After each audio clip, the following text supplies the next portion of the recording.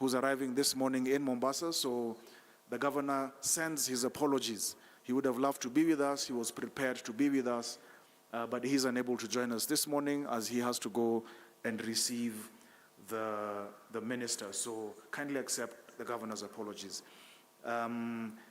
This session this morning, ladies and gentlemen, on good governance for equitable and sustainable development. I believe it comes at this time in the program because we have discussed quite a lot and we're wrapping up.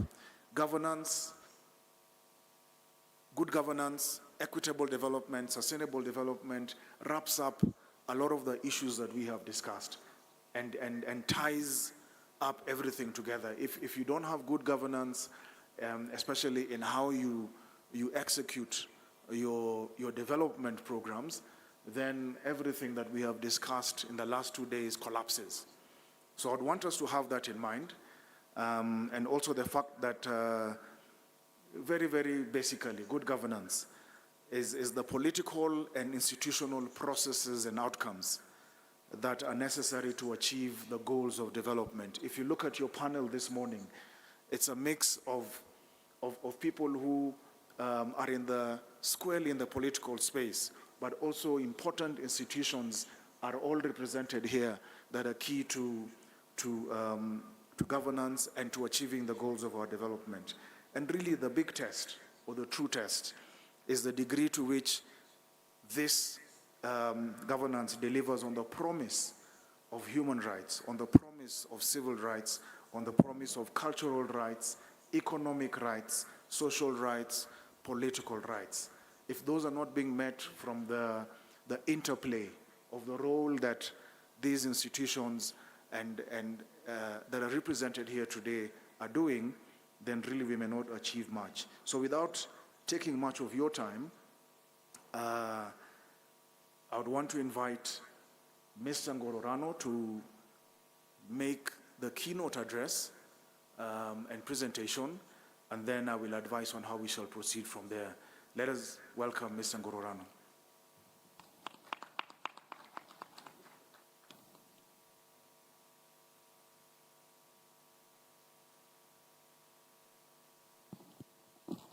Good morning. It's before 10, so I'm going to try again, hoping to infuse you in what I think is probably the most interesting session of this conference. So once again, ladies and gentlemen, friends, good morning. My name is Anthony Ngororano. I'm the UNDP, that's the United Nations Development Program, resident representative to Kenya. It's a great honor to be here, and I'd like to recognize all of you in your various roles and distinctions. My job today is to set the stage for a discussion and on a subject that really is central, as the moderator has said, to unlocking the promise, not just of devolution, but broadly, more broadly, of, if you will, democracy and its link to development.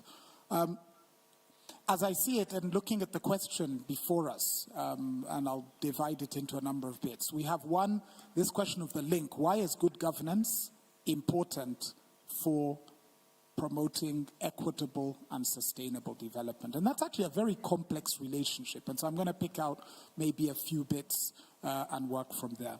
So first and foremost, if we take a step back and look at Kenya's development journey, one fact across the world and across time stands out, and that's that no country has ever transitioned from where, for example, Kenya is, and Kenya, as you know, is classified as a lower middle income country. So no country has ever transitioned either from the lower middle income category to the upper middle income category, or from the upper middle income category to the advanced category that has not dealt with inequality.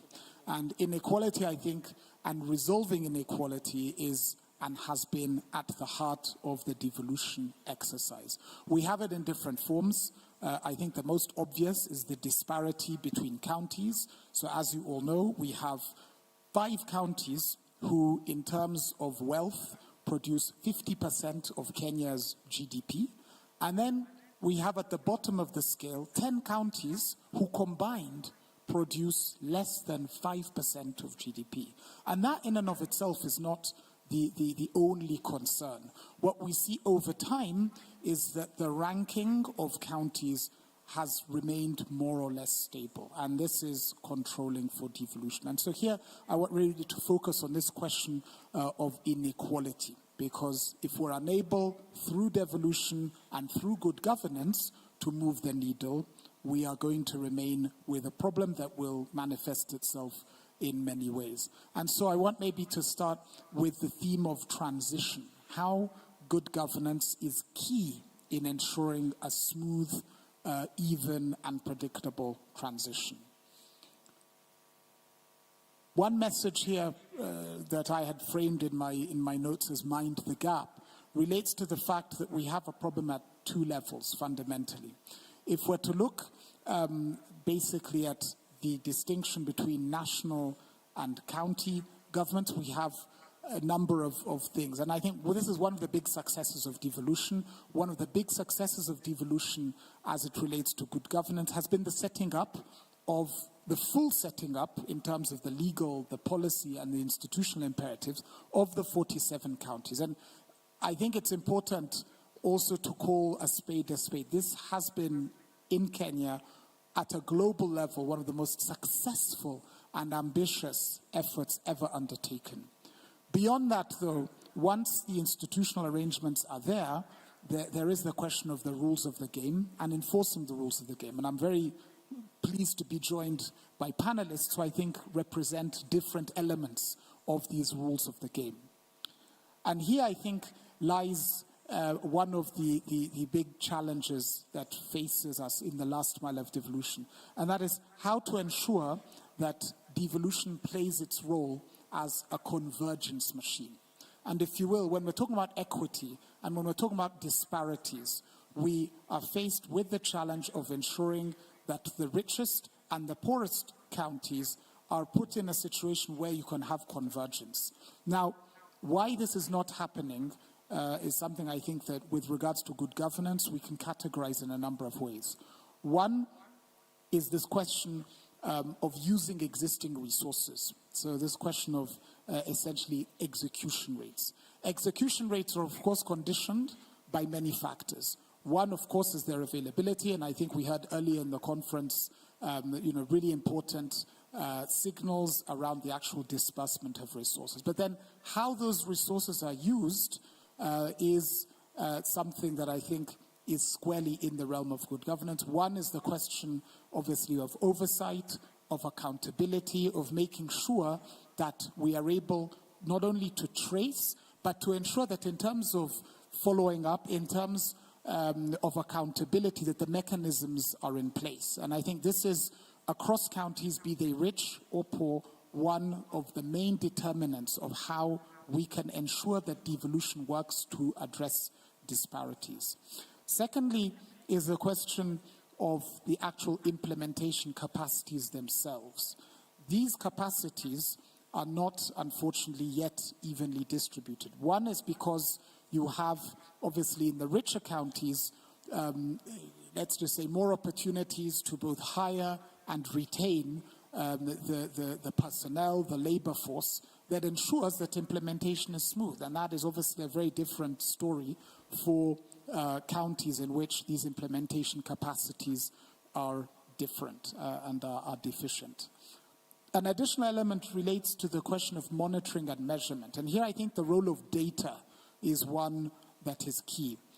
We do not value what we cannot measure. And I think data gaps in terms of assessing the overall story of devolution is one of the main impediments. And I think in terms of good governance is hampered by the absence of data. And I think in terms of priorities, in terms of capacities, in terms of investment, I think there is a very strong case to have data in all its forms.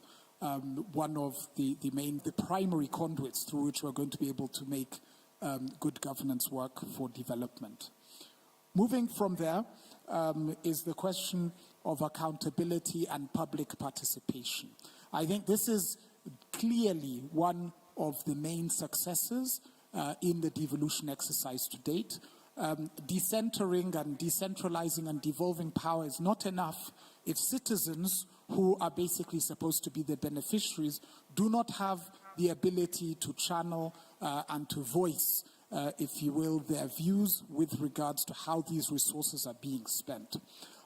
There is an inherent political component to this question of voice and accountability, but I think in terms of the last mile of devolution and following from data, this question of ensuring that accountability, participation, and public has not yet, if you will, of corruption. Corruption, leakages, lack of transparency is and remains one of the most important that devolution is able to execute on its promise. With those few words, I want to thank the devolution conference organizers in general and our friends in the Council of Governors in particular for inviting me, but also for putting light on this extremely important element. And I'd like to hand back to the moderator. Thank you, ladies and gentlemen. Check. Thank you very much, Mr. Ngororano. Let's appreciate the UNDP country or resident representative for that presentation. Good highlights. You do make, Mr. Ngororano, on how resources should be used, the oversight and accountability around that, and I believe especially our parliamentarians and the CAJ will have something to say on that, implementation capacity, monitoring and measurement, and how good governance is hampered by the absence of data. And I believe even within the panel we have institutions that constantly collect data like EACC and TI and CAJ, but also the whole question around accountability and public participation. Earlier this week we had civil society organizations drawn from different counties sit here in Eldoret and say that county governments should actually set aside about 2% at the minimum of their budgets for civic education and public participation. I don't know what panelists would want to think or say about that. But lastly, the elephant we always find in all rooms, corruption, and why stemming those leakages will give us the development outcomes that we are looking for. And I know the president did place emphasis on a combination of a number of things, raising our revenues, in general, what your committee does. We looked at the exit report of this committee, the Constitutional Implementation Oversight Committee for the 12th Parliament. And this exit report was quite candid and identified one of the challenges as that the committee has been drawn to largely deal with the consequences of non-compliance with the Constitution rather than scrutinizing laws to establish those that are not aligned with the Constitution. And I think I've heard, and I've read around a lot of the different stakeholders in Devolution who think that we've not felt your weight as a committee. And I know you've just done about a year in that committee, but you carry the weight for even the previous committee. Are they wrong when they say that we haven't felt your weight within the devolution space? And I know you may have something to say about that. So over to you, Honorable Omushomba. Thank you, Mr. Kon. I'm very honored to be here, and I'm happy that I have got this opportunity to speak for the committee that I chair as a member of parliament for Githunguri constituency, serving my second term in the National Assembly of Kenya. As a woman leader, I'm very humbled.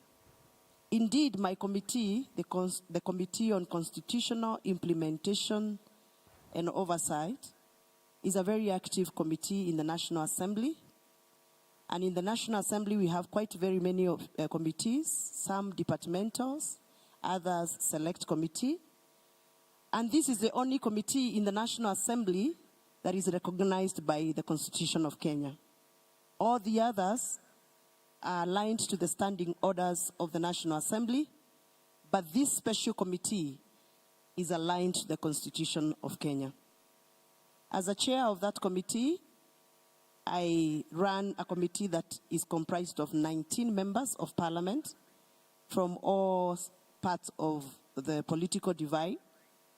And our work is mainly to oversight the implementation of the Kenyan Constitution across the board. We are 1 year old in this term, into the 13th parliament, life of the 13th parliament, and we have had quite a very active moment interacting with the independent commissions whose mandate is to implement the Constitution of Kenya. Allow me to speak, 1, as a leader, 2, as a chairperson of this committee, and 3, as a voter, because I also live in a county and I'm one of the beneficiaries of the services and products of devolution. I must appreciate that devolution is quite a milestone achieved in this country. And our work is to support devolution and make sure that services get to us as voters in the counties and get to the level of the local voter of every county of this country. So our work at the committee,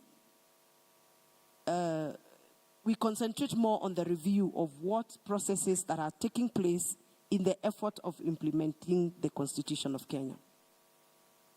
And along the way, we have realized that there is a lot of confusion and doubling of functions between the national government and counties.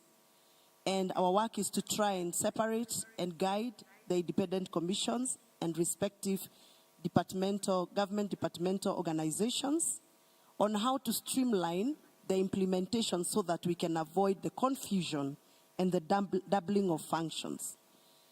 We have also realized that we have not had absolute transfer of functions from the national government to the counties. And this is something that is bringing a lot of confusion when it comes to financing and even our work as members of parliament on oversighting. We don't know who to oversight, how to oversight, because there is doubling of functions. Allow me to mention just a few sectors that has that element of confusion and doubling of functions. I would want to speak about education. Ministry of Education under the national government is very clear that national schools, secondary schools and primary schools are under the national government. And through the National Government Development Fund program, we support both public secondary and public primary schools.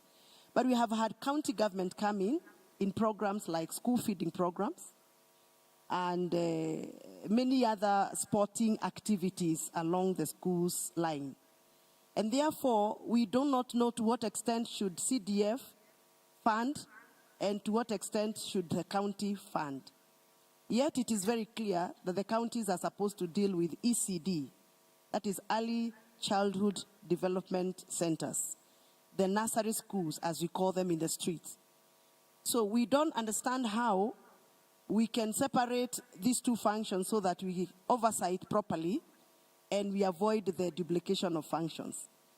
A good example is like what you have been seeing in the national broadcasting houses, what is happening in Nairobi County, where we have the county government supporting a school feeding program.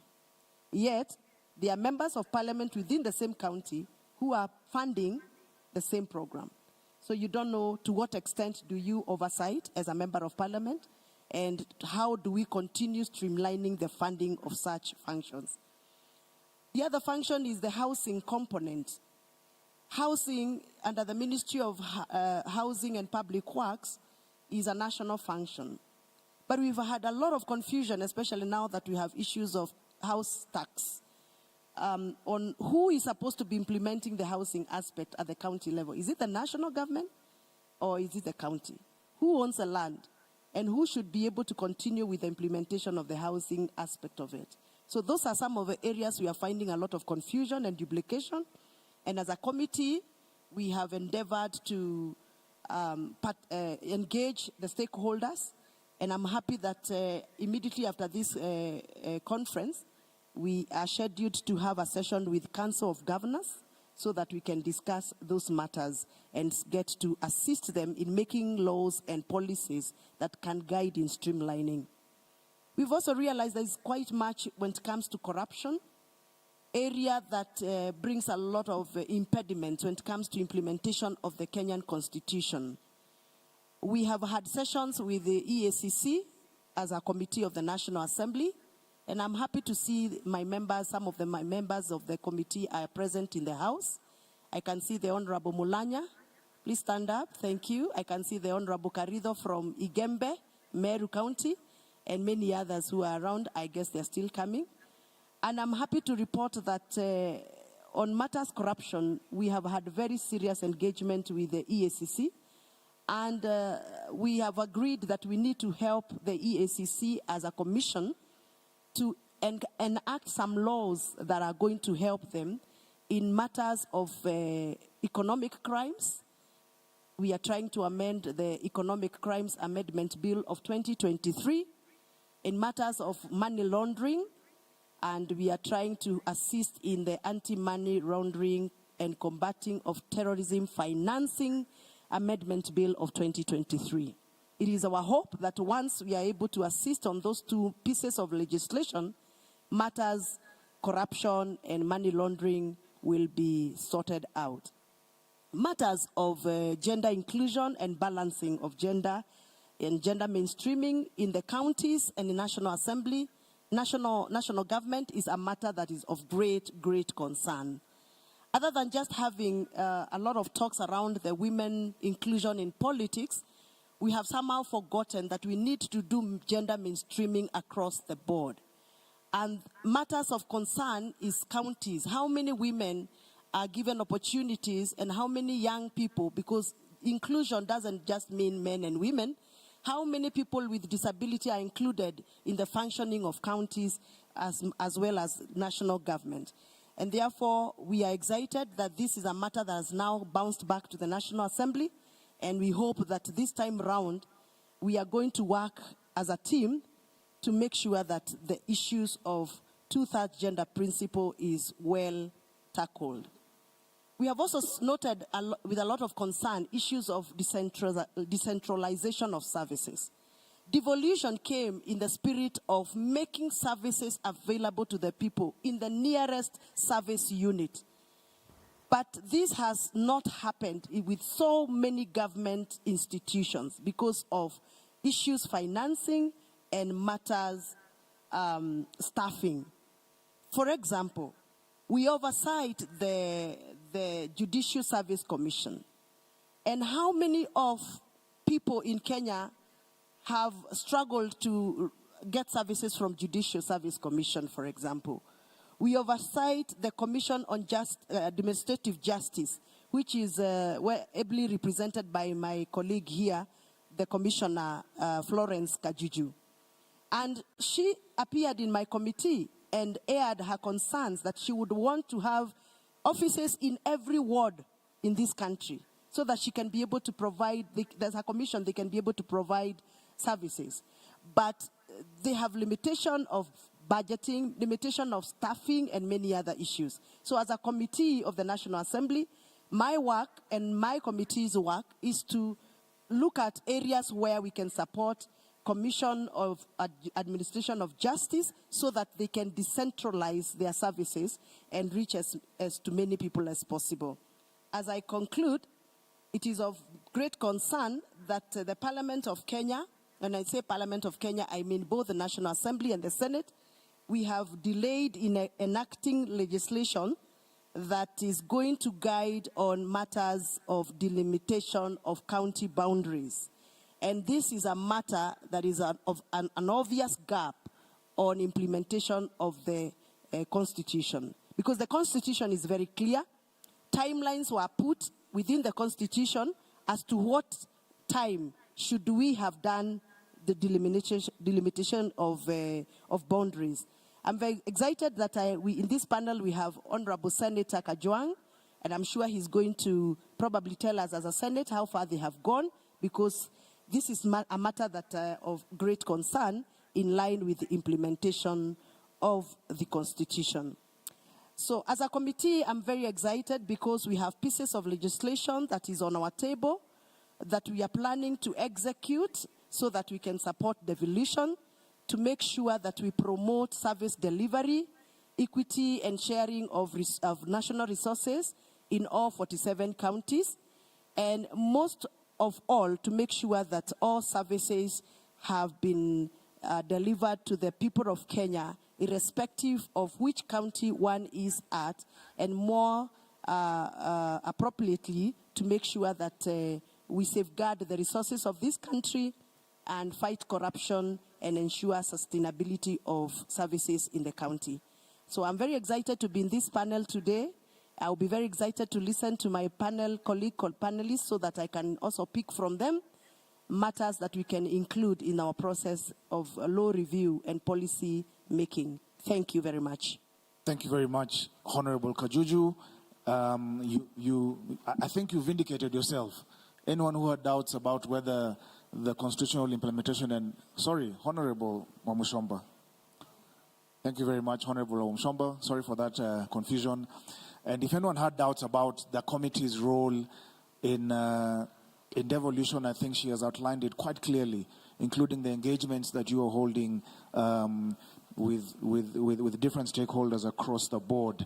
I just want to jump to Senator Kajwang because your committee that I'd want you to also just tell us about, and we won't make any assumptions that we all know what that committee does, so it would be good for you to tell us what that committee does. But that oversight role that you have in your committee and in the Senate, do you find these same challenges that Honorable Wamushomba is talking about, especially with regard to role conflicts between national and county governments, and even as you oversight from Senate, do you see development outcomes affected because of some of these issues we are grappling with around not understanding each other's roles, not being inclusive in our development? And when you do your oversight, do you take these things into consideration, or do you just look at numbers of what countries are spending or not spending? In 5 minutes, just tell us a bit about your committee and respond to that.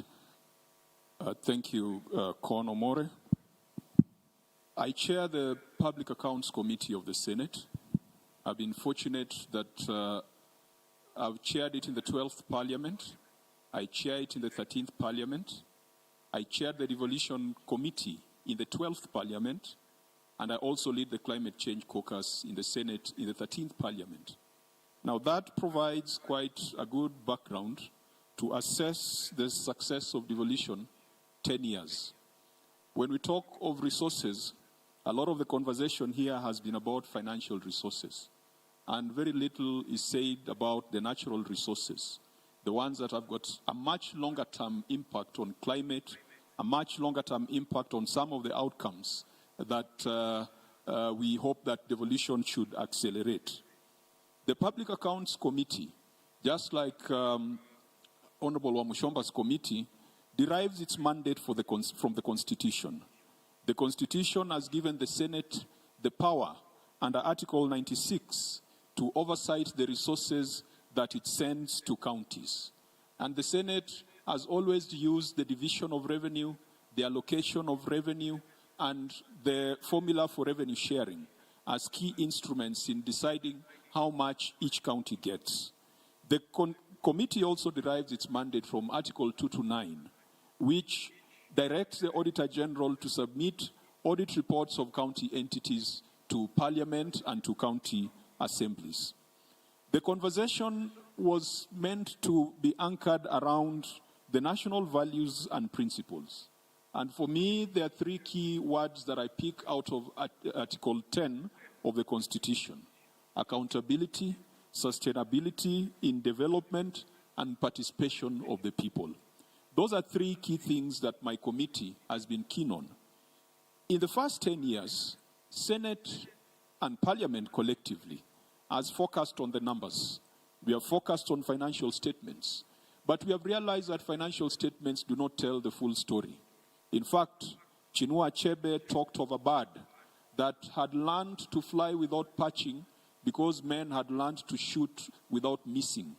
And progressively, county governments are preparing financial statements in compliance with standards, and you are not able to tell in that well-prepared financial statement whether the outcomes in health, outcomes in trade, and outcomes in nutrition have been achieved. It is for this reason that we have engaged the Auditor General, that we need to go beyond the financial statements and start focusing on value for money. The Audit Act empowers the Auditor General to undertake performance audits. Right now, we are aware the Auditor General is undertaking a performance audit on the agriculture program that has been sent to counties as a conditional grant. So for the next 10 years, we would like the Senate to be focused more on outcomes, on value, and on performance, rather than on compliance with the financial standards. The role of audit is to correct, it is to prevent, it is to punish, and it is to reward. The public has been quite ruthless with Parliament, that Parliament is not punishing enough. And yet we forget that it is not just about punishment, there should also be rewards for counties that are doing well. And we should also take a corrective and preventive approach. I would be proposing, and even as we continue to engage with county governments, the executives, and the assembly, that we need to restructure the manner in which we assess or we carry out accountability and oversight in county governments. Right now, the Auditor General submits to the Senate almost 500 reports on an annual basis, an average of 10 reports per county government. And the number is probably higher because even level 4 hospitals and municipalities are now being audited separately and the reports are coming to Senate. It is not possible. Even if you are looking at one report per day, it will take more than 1 year for the Senate to consider those reports. I want to propose a hierarchical approach, that at the bottom of the pyramid, the subsidiary reports of level 4 hospitals, of funds, of receivers of revenue, and the multiple reports coming out of county governments. We must strengthen our county assemblies and give them the capacity to be able to scrutinize those reports. And sometimes when we think of capacity of county assemblies, we are only thinking about the elected members. There is a low-hanging fruit in the capacity of the technical staff in those county assemblies, because they are the ones who would advise the elected members on what to look out for. Then the Senate and National Parliament would probably look at consolidated financial statements, would look at performance audits, or would look at special audits that have been commissioned for special purposes. Resource flows to counties are obviously inadequate. Those who believe that counties are getting more than they deserve or more than they can absorb, I do not belong to that school of thought. If you look at the functions that have been given to counties, what they are getting from the national cake and what they are collecting locally is not adequate. But it is not about begging or putting pans on our heads or pushing wheelbarrows so that we can get more funds. It is about being innovative. And I want to cite the example of one county that has floated an infrastructure bond. And that was a very innovative method of ensuring that you could raise money for specific functions and purposes. It is unfortunate that the Senate was not able to approve or to pass that particular infrastructure bond, but I want to encourage counties to look at those kind of innovative financing arrangements to supplement and complement that which comes from their markets and that which comes from the national government. I believe that in the next 10 years, the conversation between senators and governors should be much more about cooperation rather than about competition. Should be much more about facilitation. I know that as a chair of a public accounts committee, many of the times when we meet governors, we are not kind to each other because the public is looking at us as the ultimate point where the imperial governors can be put down and can be punished.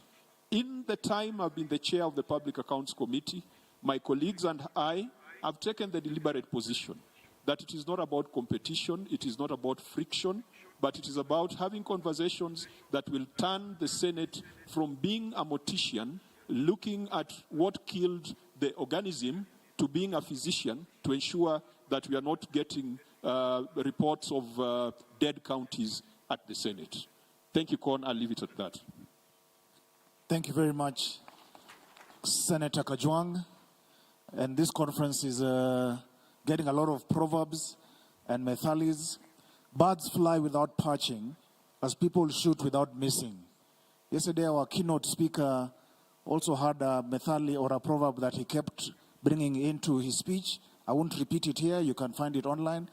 But Senator, thank you for those remarks. And you know, hearing you respond, or not really respond, but even qualify what your colleague had said. I see this emphasis on the numerous reports that you get from the Auditor General that is impossible to critically consider, and at the same time you say that that your role as your committee is more than just, or shouldn't just be more than compliance or financial, but that there's a lot of other areas that lead to our development outcomes that your committee looks at or should look at.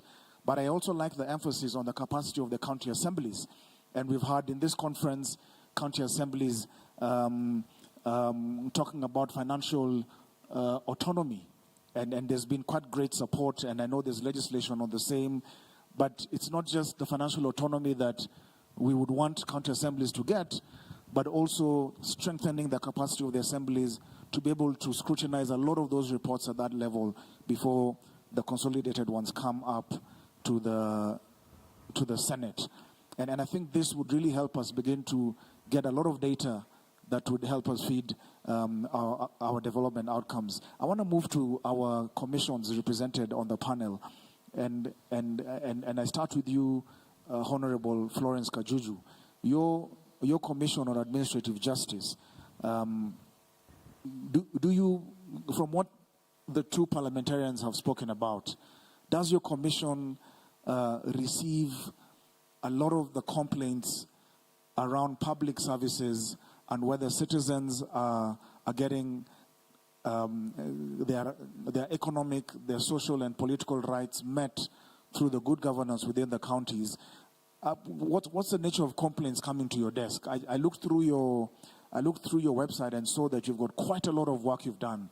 About 100 advisory opinions, about 50 investigations conducted, about 19,000 public officers trained, about 500,000 complaints handled with an 83% resolution rate. I mean, that is really impressive. And I know you've done advisory opinions on spending by counties, which ties to some of what our colleagues are saying. It would be good to hear from you, especially at county level. What complaints are these that are coming in, and how are they impeding the rights of the citizens and eventually the development outcomes? But also, Honorable Wamushomba did mention that you have had a conversation between the two institutions around decentralizing your services. It would be good to know how decentralized your services are, and whether you have seen positive outcomes by having your services decentralized, and whether the MPs on the table should consider appropriating more funds to have you further decentralized. I hope I haven't said much around that. But also, as you tell us a bit about the CAJ and all that in 5 minutes. Thank you. Well, thank you, moderator. The distinguished guests present today, good morning. It's quite a privilege to be able to speak before this gathering this morning, and also to be the chairperson of the Commission on Administrative Justice at this time that we have purposed to ensure that devolution works. We, as the Commission on Administrative Justice we are constituted through the Constitution under Article 59(4) of the Constitution and Chapter 15 of the Constitution. We also have the Commission on Administrative Justice Act and the Access to Information Act and the Fair Administrative Action, among other statutes that govern the work of the Commission. We are expectant and work as the advocate of the citizen, both at the national and the county level, to ensure that the public or the citizen is able to receive the services that they should to the last mile. And I like the fact that most of us in this conference have spoken about the last mile, devolution of public service to the last mile. As a commission, under the enforcement of administrative justice, we try to ensure that public are able to get services from the government officers. We deal with issues of maladministration, abuse of power, delay in ensuring that services is given to the people. So whenever issues arise as to services, then the citizens come to the commission, they complain to the commission, and we are able to manage the issues of dispute resolution through alternative dispute resolution by speaking to the public officers who are not carrying out their duty or who are participating in the maladministration. As it were in the year 2016, Parliament gave the Commission the mandate of ensuring that we actualize Article 35 of the Constitution through the Access to Information Act. The Access to Information Act then is able to ensure that citizens get information from government. And we are implementing the Access to Information Act, and I'll get into that as we move on. The Commission is supposed to ensure that devolution becomes a reality, because devolution was founded on the big dreams of Kenyans. It is therefore our duty as stewards to promote and protect the principles and best practices of good governance. As a commission, when I became the chairperson, I realized that we did not have a regional coordination unit within the commission. And therefore, we created a regional coordination unit that is able to ensure that the process of decentralization of the Commission's office is done in a manner that supports all Kenyans. But in as far as the regional offices are concerned, we have 6 regional offices, and of course the headquarters in Nairobi. We have regional offices in Mombasa, in Kisumu, Eldoret, Isiolo, Nyahururu, and Garissa. We also have a partnership with the Ministry of Public Service that we agreed that within the Huduma centers, they're going to give us an ombudsman's desk. So we have 12 ombudsman's desk in 12 Huduma centers across the country. That involves Kisii, Taita Taveta, Makueni, Bungoma, Kakamega, among other counties that we have managed to put an ombudsman's desk. In as far as further decentralization is concerned, we have success stories. And the question has been, you have decentralized your services. How then have you made sure that it has worked? We have ensured that we access the counties at the local level. This has enhanced accessibility and faster response time. Because when we have offices at the local level, then the citizens are able to register or lodge their complaints at the local level. As we speak now, as a result of the access to justice in the form of regional decentralization, we've been able to have a record time in terms of settling complaints that are lodged into the commission. The minimum time is 30 days, and the maximum time that we have set in the service charter of the commission is 180 days. And this is when a complaint has to go into inquiries, investigations, among other processes of alternative dispute resolution. We've also been able to have a community engagement where we go to the communities. We realize that as a commission, we need to move to the communities and be able to speak to the people, because you can't just sit in an office and expect the public to know about you. So we have purpose to move it to the communities. We have a situation where the Ogiek community obtained a judgment, which is the African Court judgment, and they came to the commission for purposes of implementation of that judgment, because it was a land rights question. We decided to move into the Mau Forest to be able to understand how then we can advise government to implement the Arusha or the African Court's judgment. When we moved to the locus in Kuo, or the site, we were able to understand that there are various communities that live within the Mau Forest whose questions that they raised must be answered. So that is an ongoing process that we are working with the Ministry of Lands, the National Lands Commission, the Nakuru County government, which we have visited. And as we speak now, through our community engagement, our the returns according to the nationwide survey, customer satisfaction survey, that was conducted in 2020 gave a response that 44% of the citizens are able to understand the mandate of the Commission and report to the Commission situations that require our attention, as opposed to the 28% that we found when I became the chairperson in 2018, because we conducted a survey then. We also have situations where we engage the public in regulations. After the Access to Information Act was passed, then as a commission we were required to ensure that we have the access to information regulations. We did an extensive public participation by visiting various counties, talking to the governors, talking to the county governments, talking to the people themselves, and them telling us then how they would want information accessed from the counties. And right now, the Committee in Parliament on Delegated Legislation has approved the Access to Information regulations. We have also ensured that we strengthen the counties, because we realize that after every election, when governors take over, there's always a new team. So it doesn't matter whether we trained the previous public officers, governors will always have a new team that is coming on board.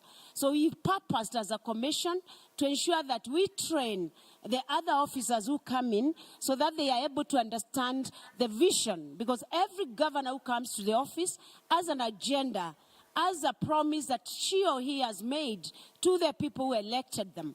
So we ensure that we are able to train the officers so that they can understand the laws that govern devolution and be able to marry the vision of the laws that govern them and the vision of the governors that have come into office. We also put up structures at the counties on grievance redress mechanisms, and as we speak right now, we've been able to work with the Council of Governors. We have an MOU with the Council of Governors, and this MOU allowed the committee that is led by Governor Mutula Kilonzo to be able to form, to agree on establishment of a county administrative ombudsman. So that at the county level, because there are complaints that arise at the county level, we can have an internal structure which we are calling the County Administrative Ombudsman. So we are working with the governors to make sure that they establish an internal structure through the County Administrative Ombudsman, who then can deal with these complaints, and if situations arise that are not managed by the County Ombudsman, then they come to the National Ombudsman. In terms of decentralization, we've also partnered with the counties. We have the county government of Laikipia that was able to give us space, because you realize that it's not always that you get the budget to open offices across the counties. We have spoken to some governors. The county government of Laikipia then allowed us space in Nyahururu, and we opened an office in Nyahururu of the Ombudsman. We've also realized that it's easier to work with other commissions, and we've worked with the National Gender and Equality Commission to open an office in Garissa by sharing the space that they have in Garissa. And we moved to Isiolo and gave the National Gender and Equality Commission our space in Isiolo so that we can share the space and be able to deliver the services to their people. The most important thing that I'm proud of as a chair is the complaints management information system. We were able to ensure that we digitize the commission. By digitizing the commission, through our department on information technology, we were able to come up with a CMIS structure where citizens can lodge their complaints through their systems, through the computers, without coming to the commission. So we have a complaints management information system where you can sit at the comfort of your house and lodge a complaint to the commission, and we are able to follow that complaint with the respective institutions and ensure that your complaint is sorted. As a result of the CMIS, since it was launched in May 2022, we've been able to have 3,274 complaints that have been lodged through the system. That is a record 250 complaints that have been lodged per month through the CMIS system. So for us, as we sit here today, is to say that hata mnyonge hana haki. It is our duty to ensure that the mnyonge is able to get the justice they deserve. Also, at this point, I would say that good governance is putting people at the center of development process. You cannot have good governance without putting the people at the center. We've issued advisory opinions to national government, especially like when there was delays in transfer of government money to the counties. We were able to issue an advisory opinion to the treasuries to tell them, release this money to the counties. During the COVID situation, we issued an advisory because we realized that counties were not working in coordination with the national government. So this is work in progress. We will continuously engage the counties to ensure that we work together to deliver for the people of Kenya. Thank you. Thank you very much, Madam Chair. That was really a very good and clear outline of what you do. Quite a lot of work at the county level, good collaborations with the county governments, working closely with other commissions, and putting the people at the center. And that is really what good governance is about. And we should be able to then move closer to our development outcomes by this work. Happy to hear that you're encouraging the Council of Governors to establish a county administrative ombudsman. I think that is really something good to take home from here. Linked to that, CPA John Ogallo, Commissioner from EACC, your work and CAJ's work are not too far off from each other, but you also then build a lot from what comes out of the Senate in terms of being able to investigate some of the malpractices that do come out of counties. Corruption is a topic that has come up on this panel, that has come up throughout the conference. Would want to hear in brief, as you briefly outline the EACC's role, what you think are your success stories with regards to preventing and information sharing, preventive measures within the counties. When I look at for example, your National Ethics and Corruption Survey, most of the issues that citizens are complaining about to the EACC are national government functions, but I found a number of key county government functions like medical attention, land conflict, employment, business permits, water connections, and of course, tenders, etc.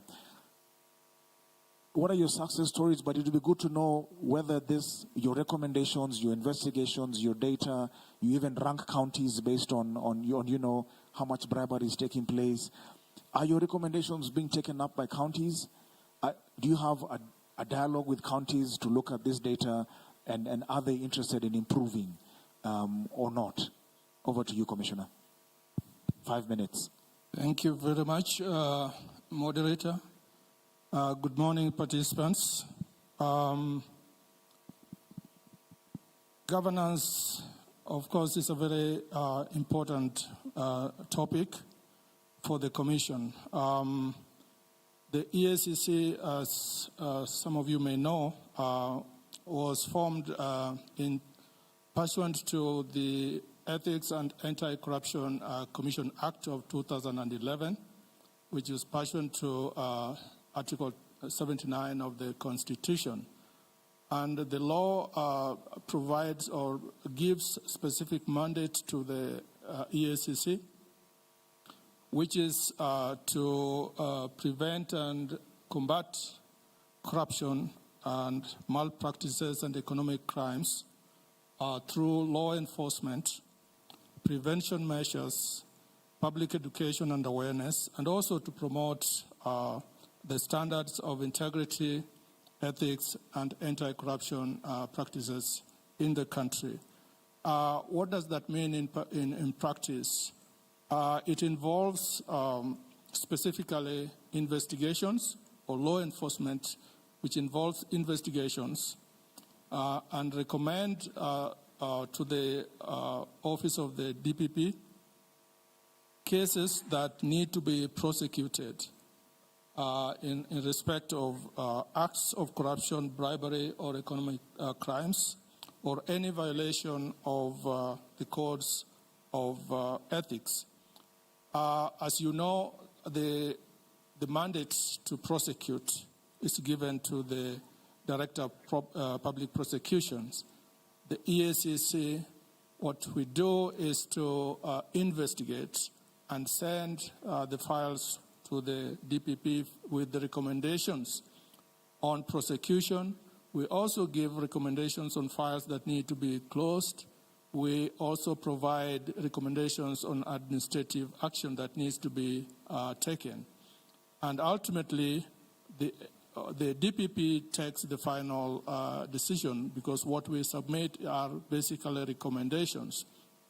And over the past 5 years, there's been some improvement in terms of the rate of concurrence with respect to the recommendations that the EACC gives to the DPP. For example, in the last 5 years, the rate of concurrence was about 90%. But that has to be looked at in the context of the composition of those recommendations. For example, where we recommend that the files be closed, or where we recommend that administrative action be taken, the concurrence rate has always been like 100%. The challenge comes where we recommend prosecution, where the concurrence rate drops a little bit to about just slightly over 50%. So that's the challenge that we face sometimes. But also the Commission is mandated to institute and conduct proceedings in court for purposes of recovery and protection of public property. Now, these ones do not have to go to the DPP.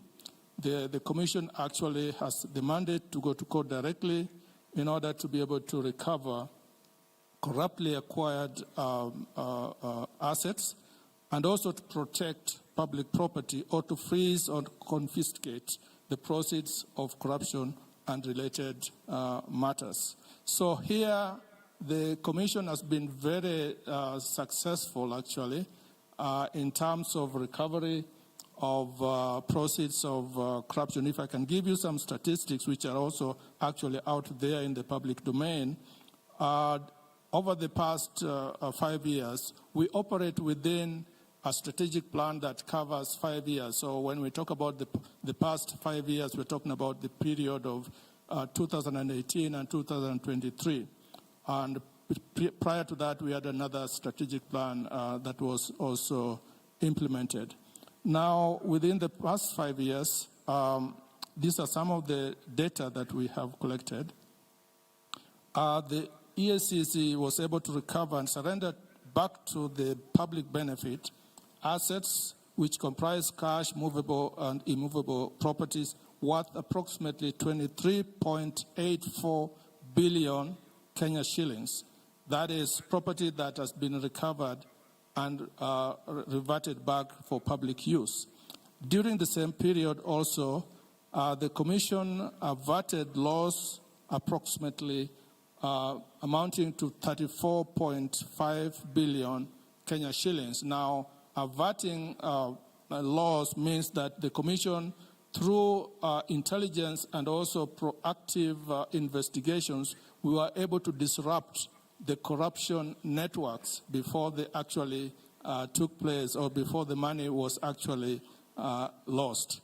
And during this period also, we are pursuing actually for forfeiture of corruptly acquired assets and unexplained wealth, approximately worth 40.78 billion Kenya shillings. So these are, numbers that, if you put them in perspective, at least will give you a sense as to what the Commission has been able to do in order to safeguard assets and the wealth of the country. But in terms of investigations also, just to give you a sense of how far we have done this, during that period, we carried out or concluded over 700 investigations on corruption and related offenses, out of which 251 corruption cases were finalized in court. And of course, you know that when matters go to the court, they are out of the hands of the Commission because they have to be adjudicated based on the evidence and the quality of the prosecution that is made. That will actually determine the success rate of the cases that have been put or forwarded to the court. And so we cannot talk so much about our own success in that respect, but of course what matters is that the quality of the evidence that we are able to provide, which then support the prosecutions or successful prosecutions. Now, as part of the strategic focus, because as you know, the Commission cannot be everywhere all the times, we have actually had a focus on specific areas. For example, the Commission has prioritized the investigation of high-impact cases. Now, what do I mean by high-impact cases?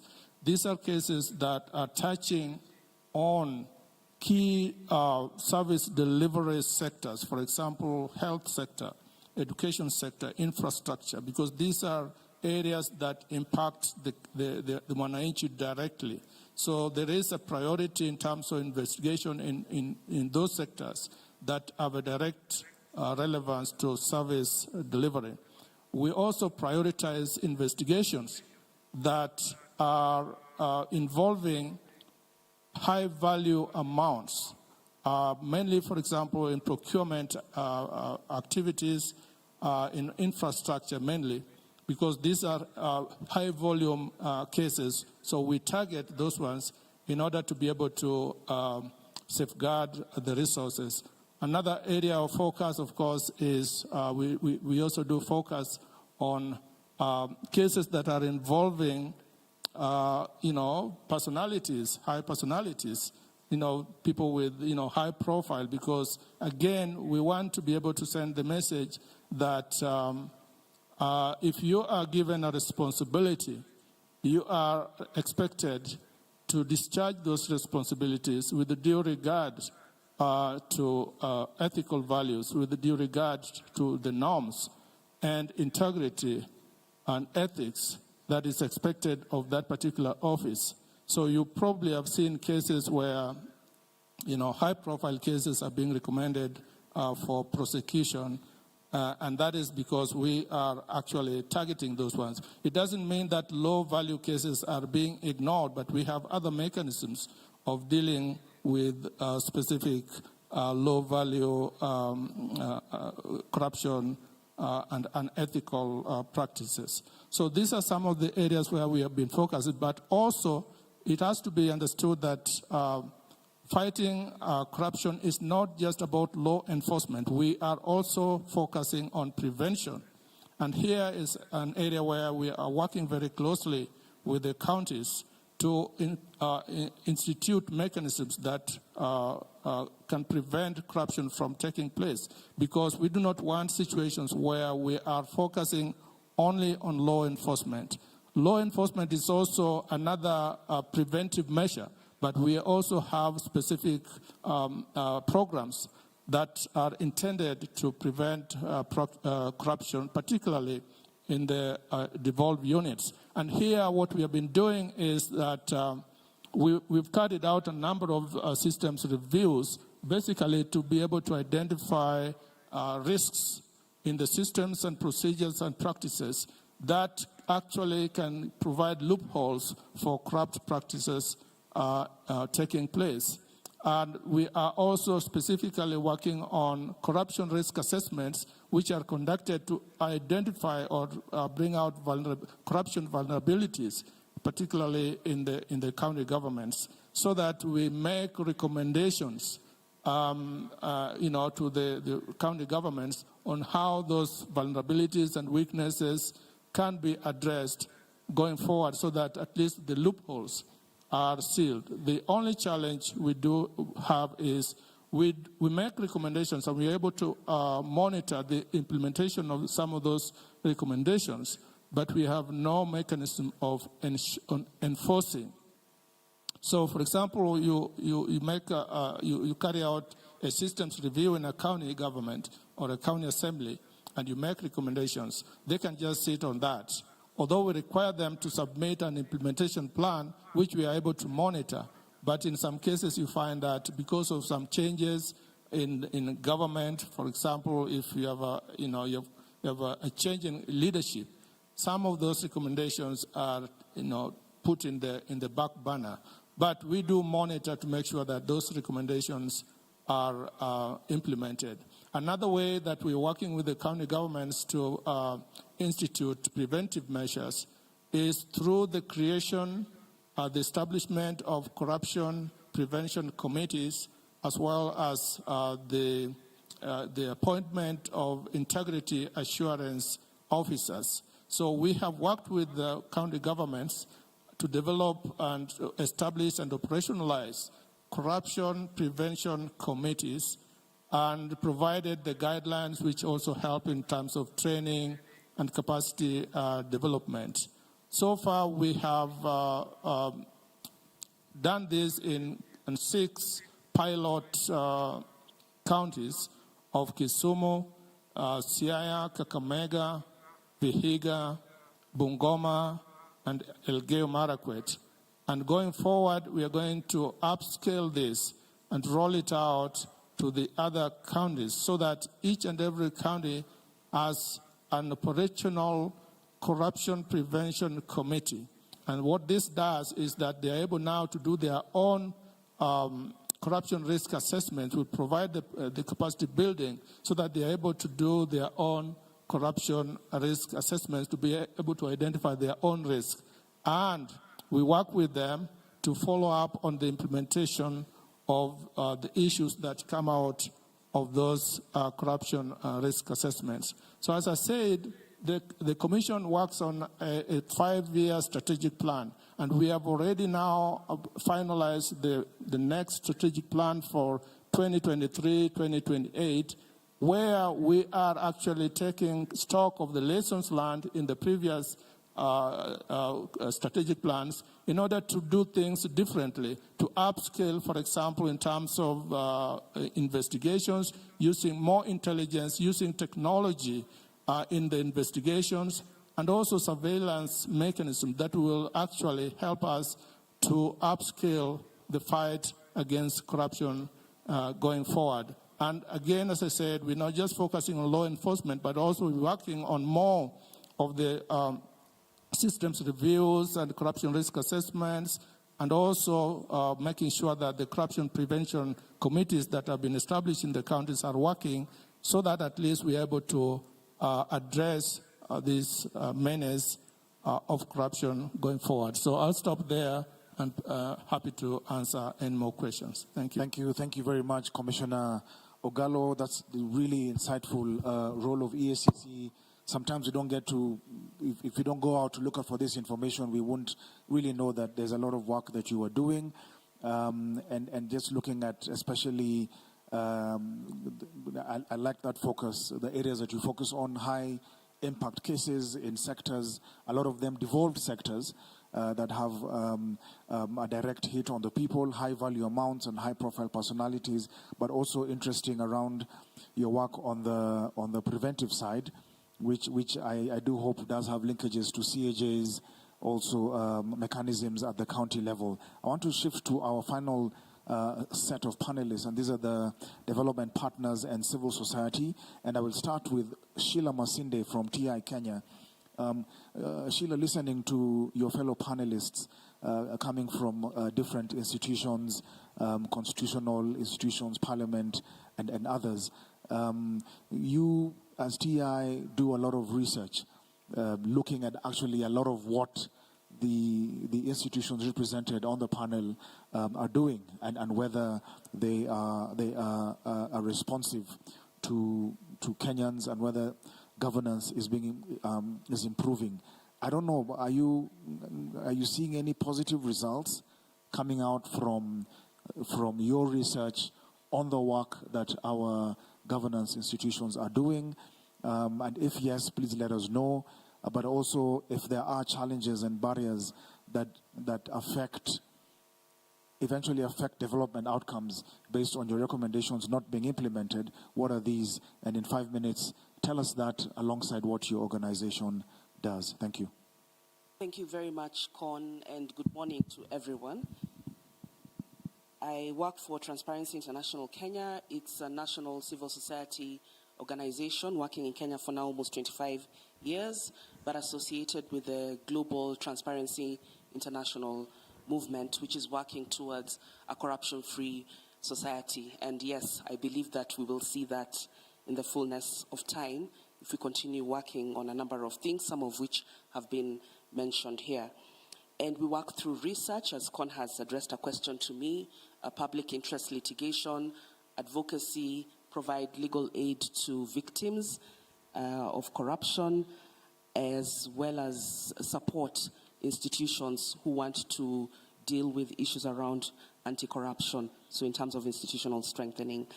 And directly to your question, Con, in regard to research, and we started, particularly in regard to research that we have done on county governance, we have conducted a research called the County Governance Status Study, which we first did in 2016 and followed up in 2020. And of course, in 2016, the county governance structures, particularly in regard to accountability, were very nascent. And what we found, because that particular piece of research assesses issues around integrity, transparency, accountability, and service delivery, to what extent have counties been able to build mechanisms towards promoting this, and what functions have they developed in regard to this. In 2016, we didn't find much work or structures that had been built, but that was just 3 years after the devolution. But in 2020, we found a bit of improvement. Commissioner Ogallo has talked about, the placement of integrity assurance officers. And actually, that's one of the recommendations that we had made. We had made recommendations for the formation of corruption prevention committees. He has just said that we now have 6, I think you're piloting it in 6 counties. I think one of the other issues we raised was lack of effective public participation and access to information. Chair Florence Kajiju has talked about what they're doing in regard to access to information, but I think we really need those regulations like today so that we are able to get the process of accessing information, not just at national level, but also at county level, because many Kenyans still go to county offices, demand information, particularly in regard to fiscal information, but are not able to get this information, despite the fact that that right is enshrined in Article 35 of the Constitution. On public participation, we have increasingly seen counties coming up with frameworks in regard to that, but I think there's still a challenge in terms of the quality of public participation. I still get the sense that it's all about ticking a box, that there was public participation. There's a law being developed. You call for public participation and feedback, but many times you find that citizens are given very little time to be able to respond. And sometimes when you look at the final draft or what is eventually passed, even in the county assemblies, it doesn't really incorporate what citizens presented. So we also have to consider what is the quality of public participation and what mechanisms are really being used to get citizens to be able to give feedback or really effectively participate. You still find mechanisms or media that are inaccessible to citizens. So maybe you use a newspaper advertisement to call for public participation, But yet, mashinani, many people do not have access to newspapers, rather than use vernacular stations. Those are some of the things that we have been monitoring over the past couple of years. So seeing some small little improvements, but still quite a little more to be done. One of the other things that we also noted, and I think Senator Kajwang has addressed this, and I've taken that recommendation, in terms of building the oversight capacity of members of county assemblies, because we found that even in the last survey and one of the other studies that we have done is called the Local Integrity System Study, where we look into the functions and mechanisms within the county assemblies and county executives to be able to ensure accountability within their systems. And we found that members of county assemblies had little experience or capacity to be able to provide effective oversight, particularly in regard to the public audit process. And one of the things that we have been doing together with other civil society actors is trying to have a structured way of engaging members of county assembly. We have been training them, but what we're also trying to do is form what we call the County Assemblies Representatives Network Against Corruption, which are modeled along the lines of what we call the African Parliamentarians Network Against Corruption, which is a caucus of members of parliament who are then able to work on issues around corruption, both inside the House and also outside, in regard to representation, oversight, and legislation. So we've tried to do that at the county level. We actually now have an operating CANAC, we call it CANAC, in Kakamega County, but I take note of the need to also build capacity of the technical staff, and we try as much as possible to also roll it out to other counties. We tried to roll it out in Kwale, but then sustaining it was a bit of a challenge. We've also been engaging the Office of the Auditor General.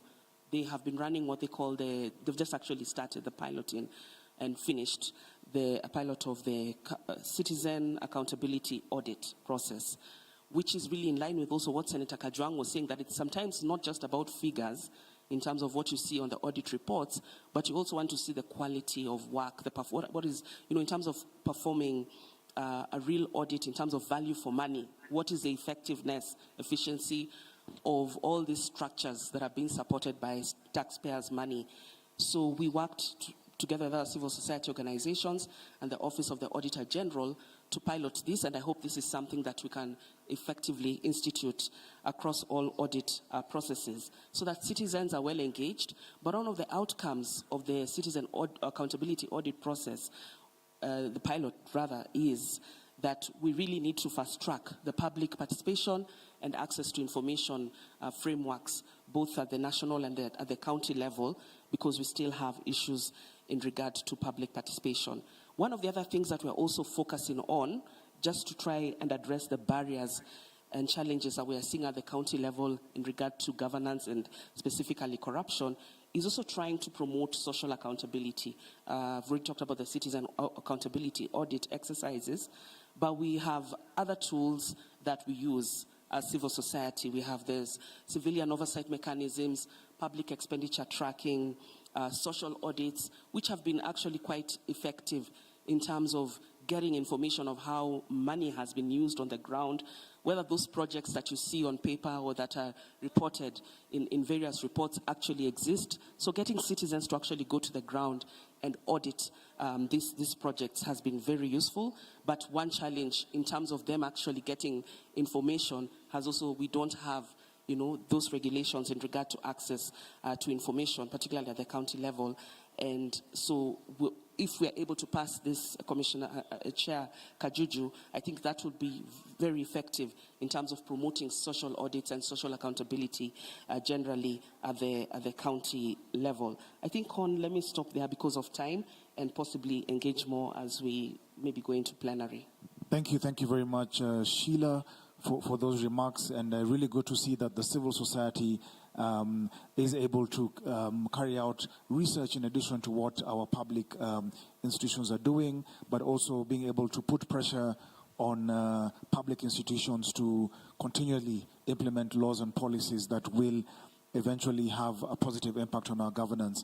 Coming to Sheila Karani, you sit here as a development partner alongside Anthony from the UNDP. Sheila, you're likely to have a vantage position because you work across the board with government and with independent commissions and with civil society, partnering with each of them to help them achieve their objectives. And it would be good to hear from you, Sheila, what in your work and maybe broadly, not just USAID, but in your understanding of the development partners space and work, what are some of the effective approaches and strategies that promote good governance, especially in the county governments? What have you seen?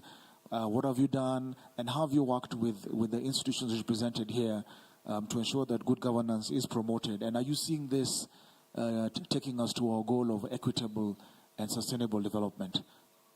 5 minutes. No. Yes, 5 minutes. Thank you so much, Con, and good morning, fellow participants. It is an honor for me to sit here with all of you and to celebrate 10 years into Devolution. As the conference was being prepared, I had deja vu moments because a number of us have walked this journey from the first Devolution conference that took place in Kwale. So let me take this opportunity to congratulate all of you, from the national government to county governments, to independent commissions, civil society organizations, the private sector, and citizens for all the efforts, hard work, and progress that we have all jointly made over the last 10 years. Let me just give a little bit of overview of what USAID does, and I'll try to do everything, Con, within 5 minutes. So let me start by indicating that USAID is committed to inclusive and sustainable agriculture-led economic growth. We are rolling this out by using an approach that puts Kenyans in the leadership, what we are calling Kenya-led, Kenya-owned, Kenya-managed, because we believe that this is what will achieve sustainable development. Again, as I said, we development partners, not just USAID, have walked this journey with the government, the national government and county government since 2013.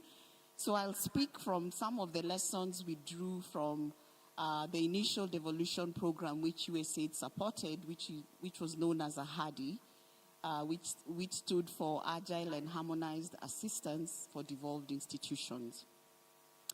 This program was implemented between 2014 and 2020, and I'll just highlight some of the lessons that we learned, all of us collectively.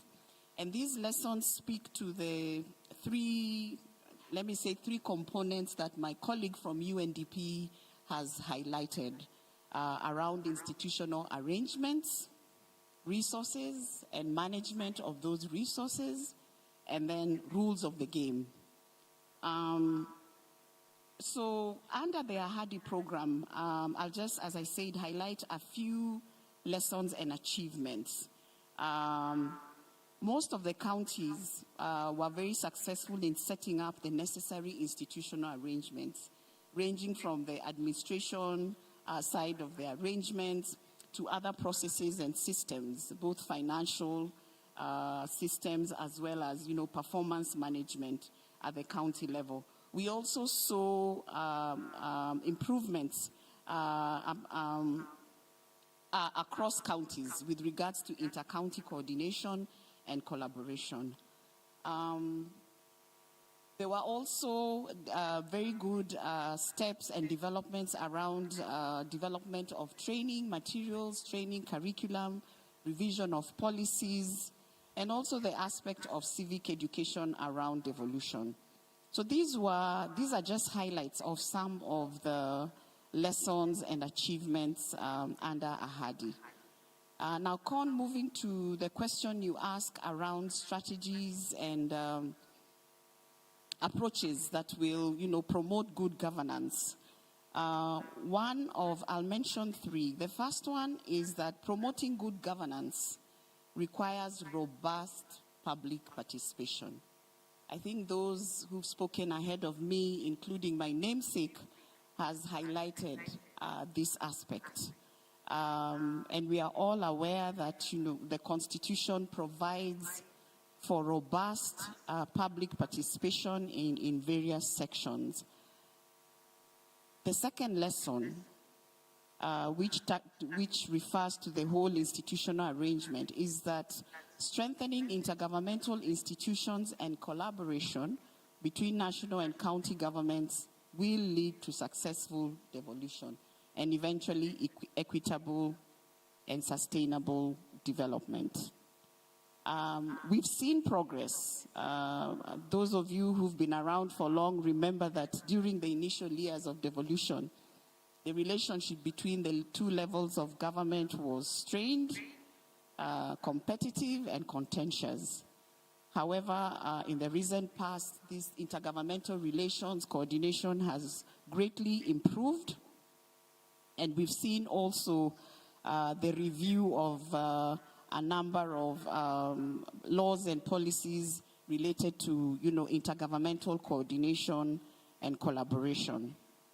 The third aspect or lesson is that while counties are making good progress around public financial management, so this speaks to the issue around resources and management of resources. However, there's still challenges around PFM. My colleague from UNDP touched on this. We continue to see that economic development is unevenly distributed 10 years into devolution. There are a number of, very few. He actually talked about 5 counties that are contributing to a significant portion of the GDP, while the counties at the bottom are contributing a small percentage to the GDP. So we see economic development continues to be unevenly distributed. The other challenge around PFM touches on budget performance. And that, and this, I think this was covered yesterday extensively. We continue to see that on average, 23% of county government, 23% of county budgets are not being implemented. And this presents a significant opportunity cost in terms of service delivery. In addition, 14% of county budgets are not matched with the funds available in the county revenue fund accounts. So there is need to improve budget performance, and this will require proper planning, efficient expenditure management, as well as transparency and accountability. And then the third lesson around PFM, again, this was extensively discussed yesterday, is around the own source revenue. And the performance has been inconsistent and below estimated potentials. So those are some of the lessons that we've learned. I think even other development partners that are working in this space, these are some of the lessons that we are taking forward as we get into this new phase of devolution. In terms of what USAID is doing moving forward, let me mention that our strategy places a very heavy emphasis on partnership. As I mentioned, our current strategy is all about partnerships and enabling Kenyans, county governments, civil society, private sector to be in the forefront of coming up with solutions, because we believe that this is what will lead to sustainability. One of the partnerships that we are currently working on is what we call local development organizations.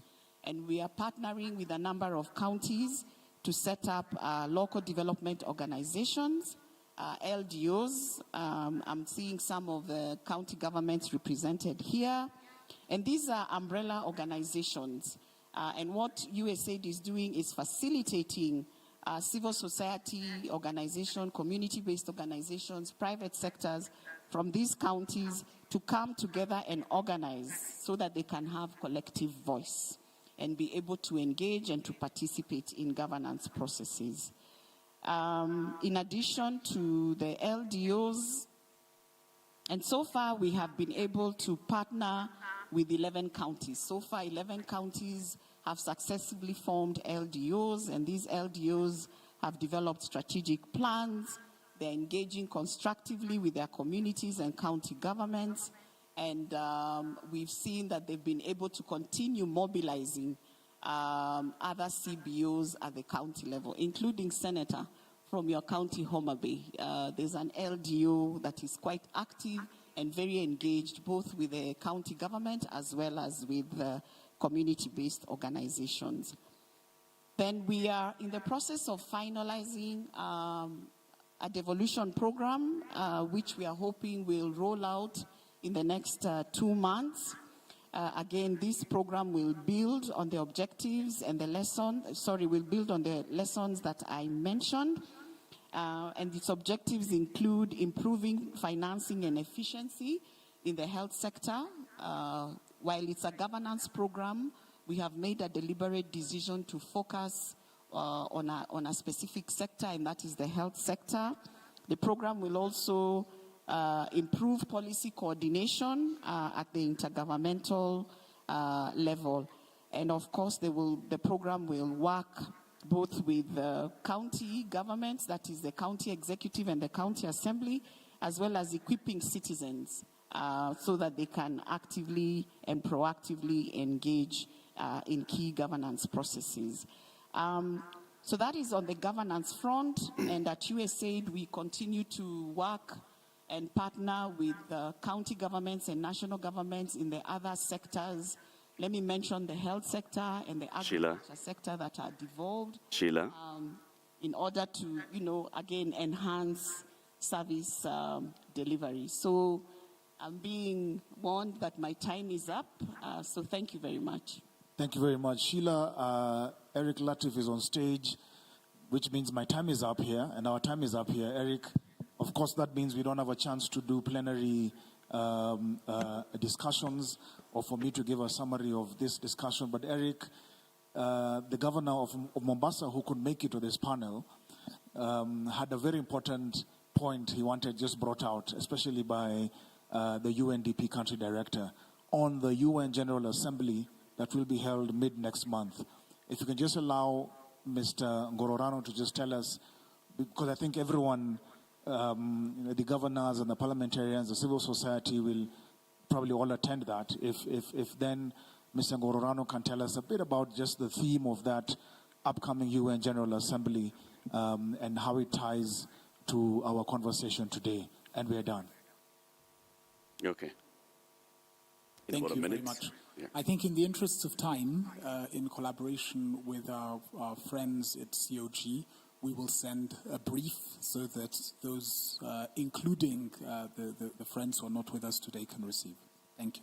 Thank you very much, Mr. Ngororano. Ladies and gentlemen, let us appreciate our panel this morning. I hope you had an informative session like I did, and we really appreciate it. And you can find time to speak to them. These are all very accessible Kenyans and Rwandese seated before us. So please feel free. Thank you very much. Eric Latif, over to you. Thank you very much. A round of applause, please, for this panel. My mic. Let's clap for the panel, please, and as we usher them off the stage, asanteni sana. Very engaging and very good conversations that you've had this morning, hearing from the various sectors. Asanteni sana. A round of applause. Please stand for a pose for a photo here as I call up the next group up on stage. Con, panelists, you'll take a photo just up here for Mheshimiwa Florence. There's a photo session. So So just take a quick photo as I introduce the next panel discussion. Ladies and gentlemen, in the interest of time, that's why you're seeing me having to rush that panel off the stage so we can invite the next one, so that we are also on time for our closing ceremony this afternoon, and also in good time for lunch and all the other deliberations. Our next conversation will be on affirmative action, linking the lessons to a sustainable future.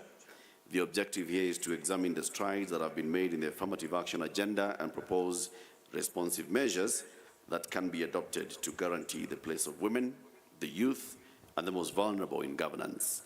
This panel will be moderated by Ms. Daisy Amdani. Daisy is the Executive Director at Crown Trust. A round of applause, please, as we welcome Daisy up on stage. She will come and introduce her panelists and also the keynote speaker for this particular one. We hope that this panel conversation will be concluded by about 12:45, so we can get into the next set of the program. Another warm round of applause, please, for Daisy as she comes.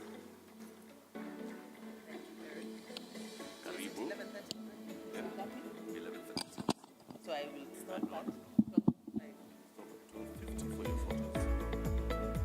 Thank you so much, Eric Latif. Good morning. Good morning. My name is Daisy Amdani, and I'm the Executive Director of Crown Trust. And it is my privilege to moderate this panel. Allow me to invite our keynote speaker and panelists to the stage so that we can have this conversation. Dr. Shaheen.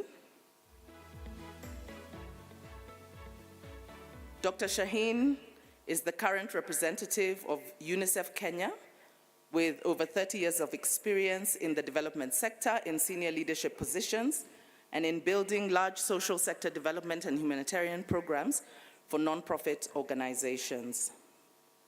Allow me also to invite Senator Catherine Muma, who is a nominated senator and an advocate of the High Court, a passionate champion for women's rights and adolescents, and has made significant contributions to human rights practice and activism, and her commitment to health rights and advocacy as a founder of Adolescent Health and Rights in Africa. Also, allow me to invite Ms. Anna Mutavati, who is the country representative for UN Women in Kenya. Anna is a gender equality advocate and women's rights lawyer with 24 years experience. She has worked with UNFPA, UNICEF, and UN Women. Her achievements include support to legal reforms on gender discriminatory laws and support to women and children to assert their rights. Allow me also to invite to the stage Ms. Kala Mukavi. She has served as the FAO representative to Kenya since November 2020. Prior to this appointment, Ms. Mukavi worked as director of FAO Liaison Office in New York and is a career diplomat, having served in different functions in the Ministry of Foreign Affairs and Cooperation of Mozambique. She also served at the Embassy of Mozambique in Ethiopia and Ambassador Extraordinary and Plenipotentiary of Mozambique to Italy, Greece, and Malta, and the permanent representative to FAO and the World Food Programme. Allow me to also invite to the stage Mr. Harun Malim Hassan, who is the Executive Director of the National Council of Persons with Disabilities. He has more than 20 years of experience in public service and community work. He has served as a public administrator in the Office of the District Commissioner and the World Disability Union, and is a member of the US-based global think tank, Association for Research on Nonprofits Volunteer Association. Welcome. Also, allow me to call to the podium Madam Grace Wasike, who will be representing the Cabinet Secretary for Gender, Public Affairs, It is the Ministry of Public Service, Gender and Affirmative Action. Grace has 30 years experience in the public service and has mainstreamed gender in the ministries of agriculture, the East African community, and mining, and is currently a director at the State Department of Gender. Finally, allow me to call to the podium Ms. Wangeshi Wachira. Wangeshi is the Executive Director for the Center for Rights, Education and Awareness, CREW, a national women's rights NGO focused on championing and building agency among women and girls to transform and build an equal society. Wangeshi has over 16 years of experience in senior management and is well known for her skills in lobbying and advocacy, gender and integration and inclusion. Last but not least, allow me to invite Her Excellency, Governor Gladys Wanga. Makofi Jameni. Gladys Wanga is the current governor of Homa Bay County and the vice chairperson of the COG Committee on Health. She is the first female governor from the western region of the county elected during the 2022 general election. Yes, she's one of the 7 female governors that we have in Kenya. These are the trailblazers. She served as a commissioner in the Parliamentary Service Commission and as the chairperson of the Finance Committee in the National Assembly. Her unwavering commitment to public service and exceptional leadership skills makes her a valuable asset to the people of Homa Bay County and the country at large. Now I can see all our seats are taken, so I think, Madam, oh, there's a seat at the back. Let's do this as we invite Carla. Allow me first to invite Shaheen, who will give us the keynote address, and then we will go into the panel discussion. Welcome, Shaheen.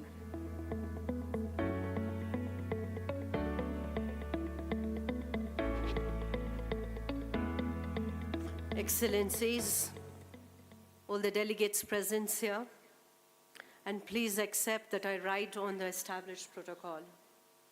Hongera kwa miaka kumi ya ukutuzi nchini Kenya. Congratulations for the 10 years of devolution in Kenya and a successful decade of our devolution journey.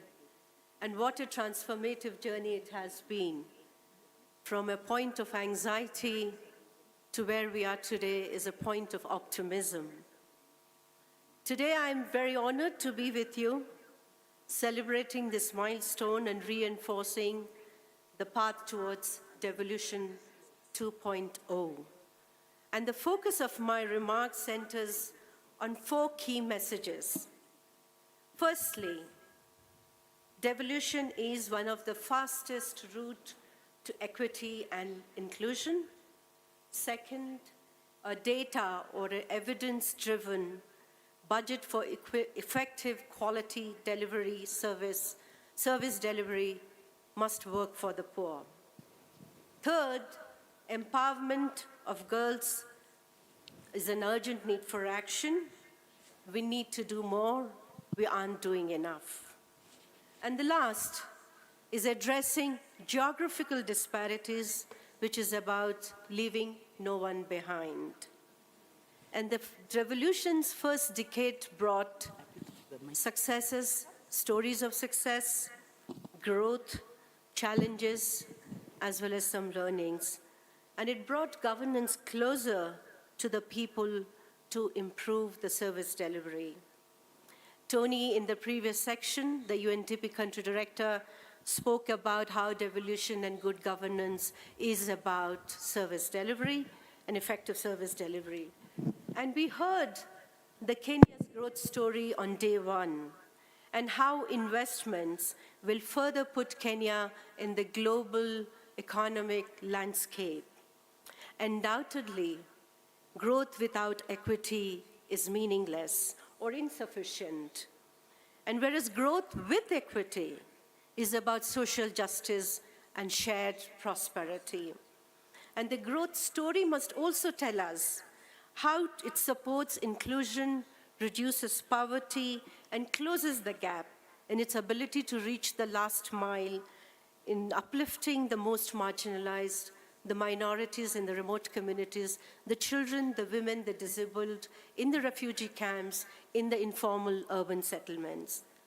The 2022 Kenya Demographic Health Survey shows some very positive effects of devolution, like the improved immunization and maternal care, about an improved healthcare accesses. We've also heard about increase in birth attendance from 48 to 89%, all reflects maternal care services on the high. But notably, the decline in stunting from 35 to 18% underscores the strides in nutrition and child development. And these achievements bear testimony and witness to the power of devolution to save lives and create opportunities in Kenya. And why is devolution vital for equity? It targets the most at-risk groups, tackling inequalities, and it's empowering county governments to drive local changes in productivity, fostering self-sufficiency in needs like health and nutrition and water and education, energy and other essential services.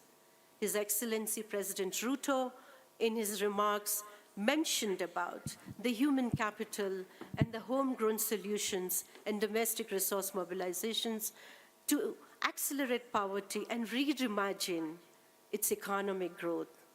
Over the past decade, we saw how some counties have been beacons of innovations, productivity, and growth. And their success models offer counties that grow more slowly over the past decades and where growth has been less robust. Ladies and gentlemen, our theme, affirmative action, underscores inclusivity. And our conversations must prioritize efforts and resources towards leaving no one behind and fostering well-being and inclusive growth.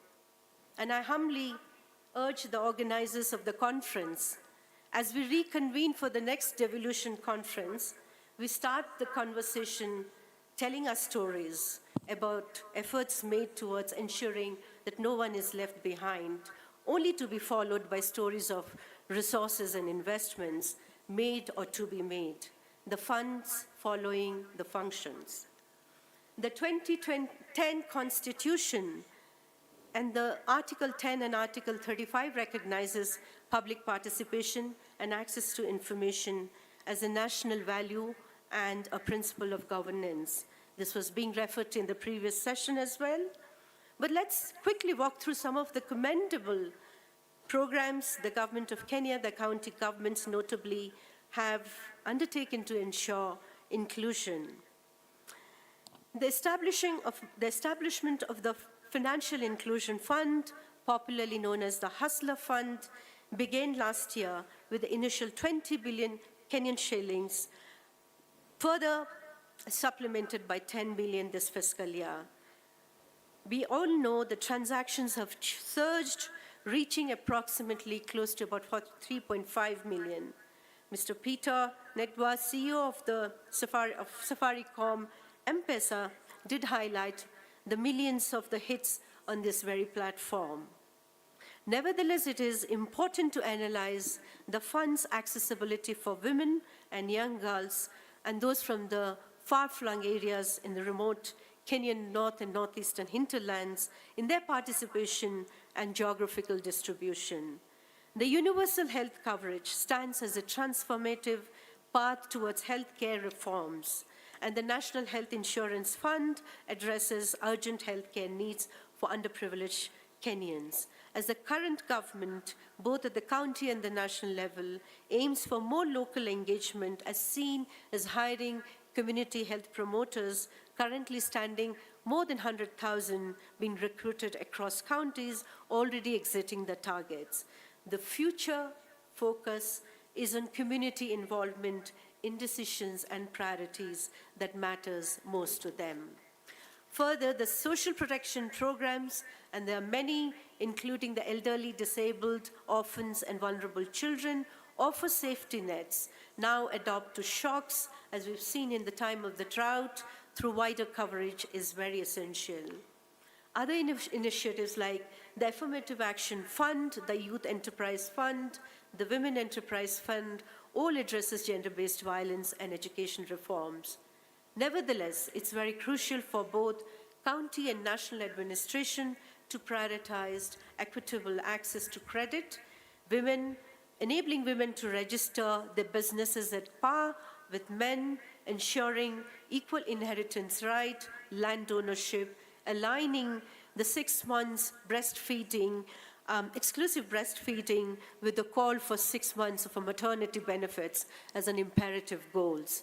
A decentralized system hinges on active involvement and collaboration among all the stakeholders in agriculture, in renewable energy, in entrepreneurship. As Kenya's 47 counties craft the county investment development plans, a crucial step is assessing these plans to ensure gender sensitivity. And I love to give examples. And please pardon me if you don't hear the names of your counties, and which doesn't mean that you aren't necessarily making any efforts. For instance, consider the enhancement of maternal and child health in Kakamega and Vihiga counties, which has made substantial improvements in maternal and child health that has been observed.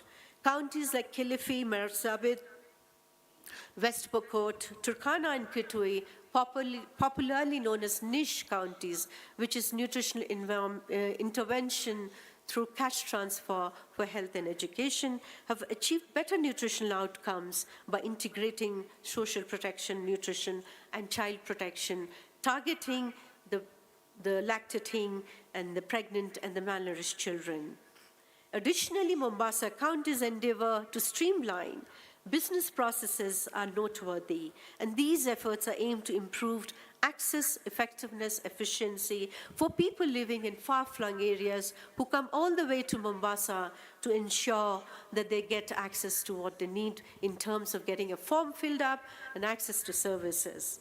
Lamu County's emphasis on empowering women highlights the commitment to uplifting the entire communities.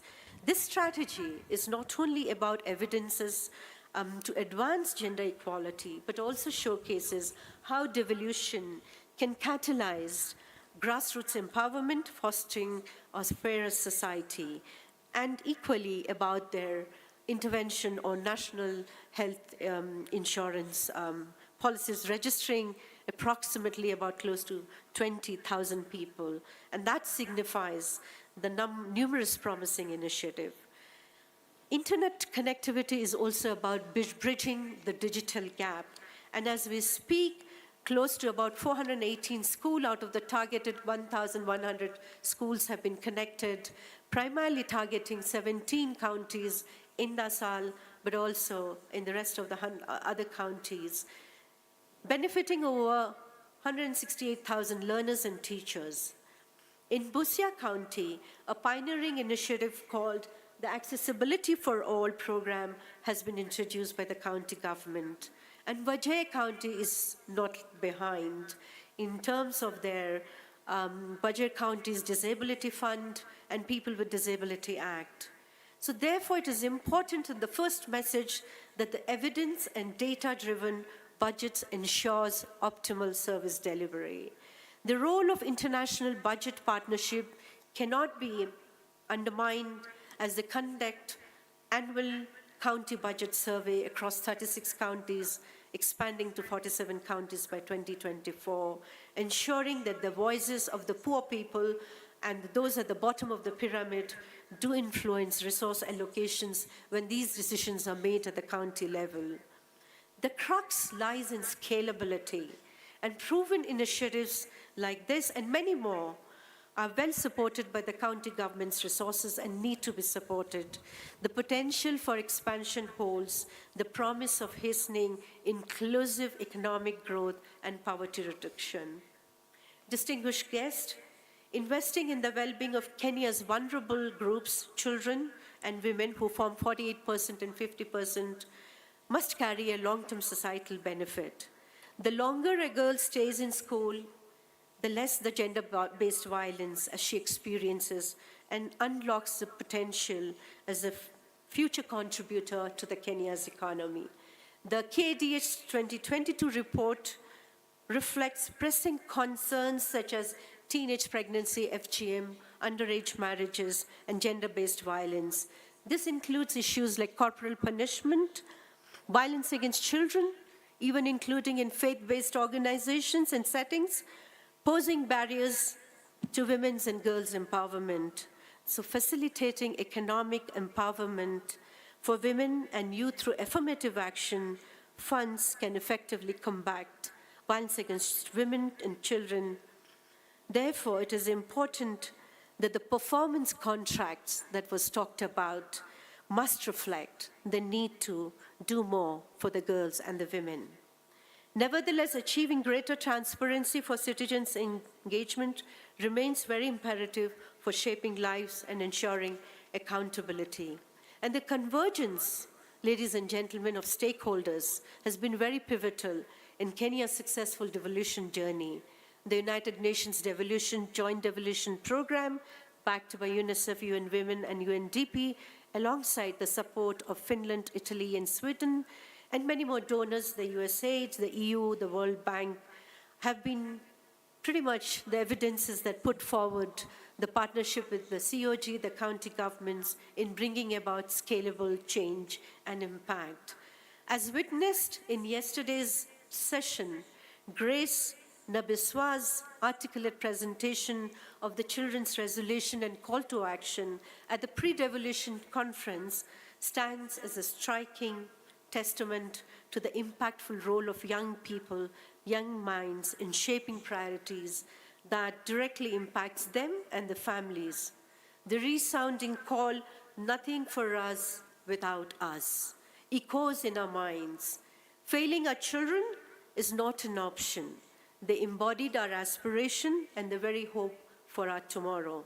It's our responsibility to listen and promptly act, for in safeguarding their dreams, we secure our shared futures. Distinguished guests, though progress has been achieved, we've also heard about many challenges, including timely disbursement, adequate and appropriate allocation of resources, etc. We're also happy and recommend the recent commitment to adhere to the legal deadlines for fund disbursement evident in the July disbursement. The current dedication to digitizing government services augurs well for transparency and efficiency in business operation.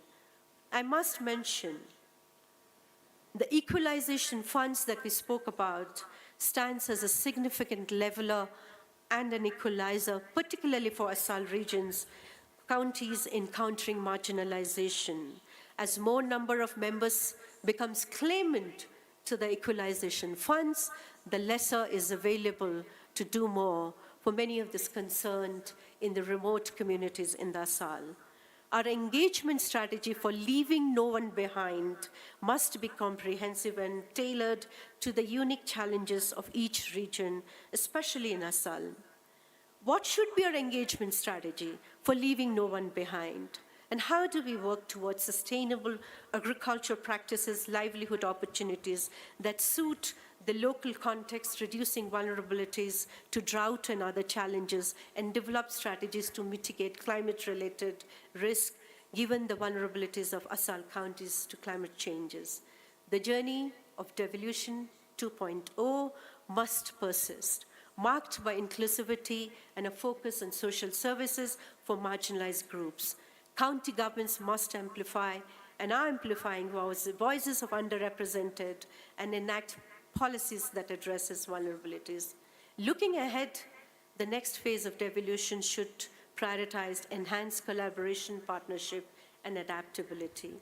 In closing, Kenya's 10 years of devolution have been a resounding testament to local governments influencing and advancing equity and affirmative action for marginalized community. To quote His Excellency Prime Cabinet Secretary, Honorable Musalia Mutawadi, devolution indeed is a critical jewel in the crown, and that's the new constitution. The aspiration is clear. A thriving Kenya where every citizen prospers and no one is left behind. As the nation's devolution journey continues, unwavering dedication from all stakeholders is crucial to turn this vision into a reality that will shape Kenya's future for generations. Asanteni sana. Thank you so much, Carla, for that keynote address. Shaheen. My apologies, Shaheen. Thank you so much for your keynote address and for setting the tone for our panel and for reminding us how devolution is indeed a game changer. And even as we celebrate devolution as a game changer, we also want to appreciate that affirmative action is an equal game changer within the framework of the Constitution 2010. And so as we examine the strides that have been made, I would like to start with you, Your Excellency, Governor Gladys Wanga. As a legislator, you played a key role in the formation of the Affirmative Action and Social Development Funds, and we've heard from Shaheen how that has had so much potential in improving the lives of so many at the grassroots level. You created awareness on the Affirmative Action Funds for women and youth and persons with disabilities in Homa Bay County. How have these investments translated to sustained economic empowerment for the previously marginalized groups thus far? Thank you, Daisy, and thank you, Shaheen, for that very insightful statement. As Daisy has correctly pointed out, and let me recognize my colleague governors who are in the audience here, together with senators and the others just listening to the conversations that we're having on affirmative action. And as you've correctly pointed out, I was one of the pioneer woman representatives in Parliament in 2013. And the Constitution had just passed, and when we came in, we were sort of, lost for what really was our role, what really was our responsibility within this new constitutional framework. And we immediately figured out that with devolution, CDF had now been left for education and security. And then the rest of the functions had now gone to the counties. And we quickly figured out that there was a gap on the area of affirmative action and affirmative action groups. And that's when we immediately embarked, the 47 of us, in putting in place regulations that formed the National Government Affirmative Action Fund.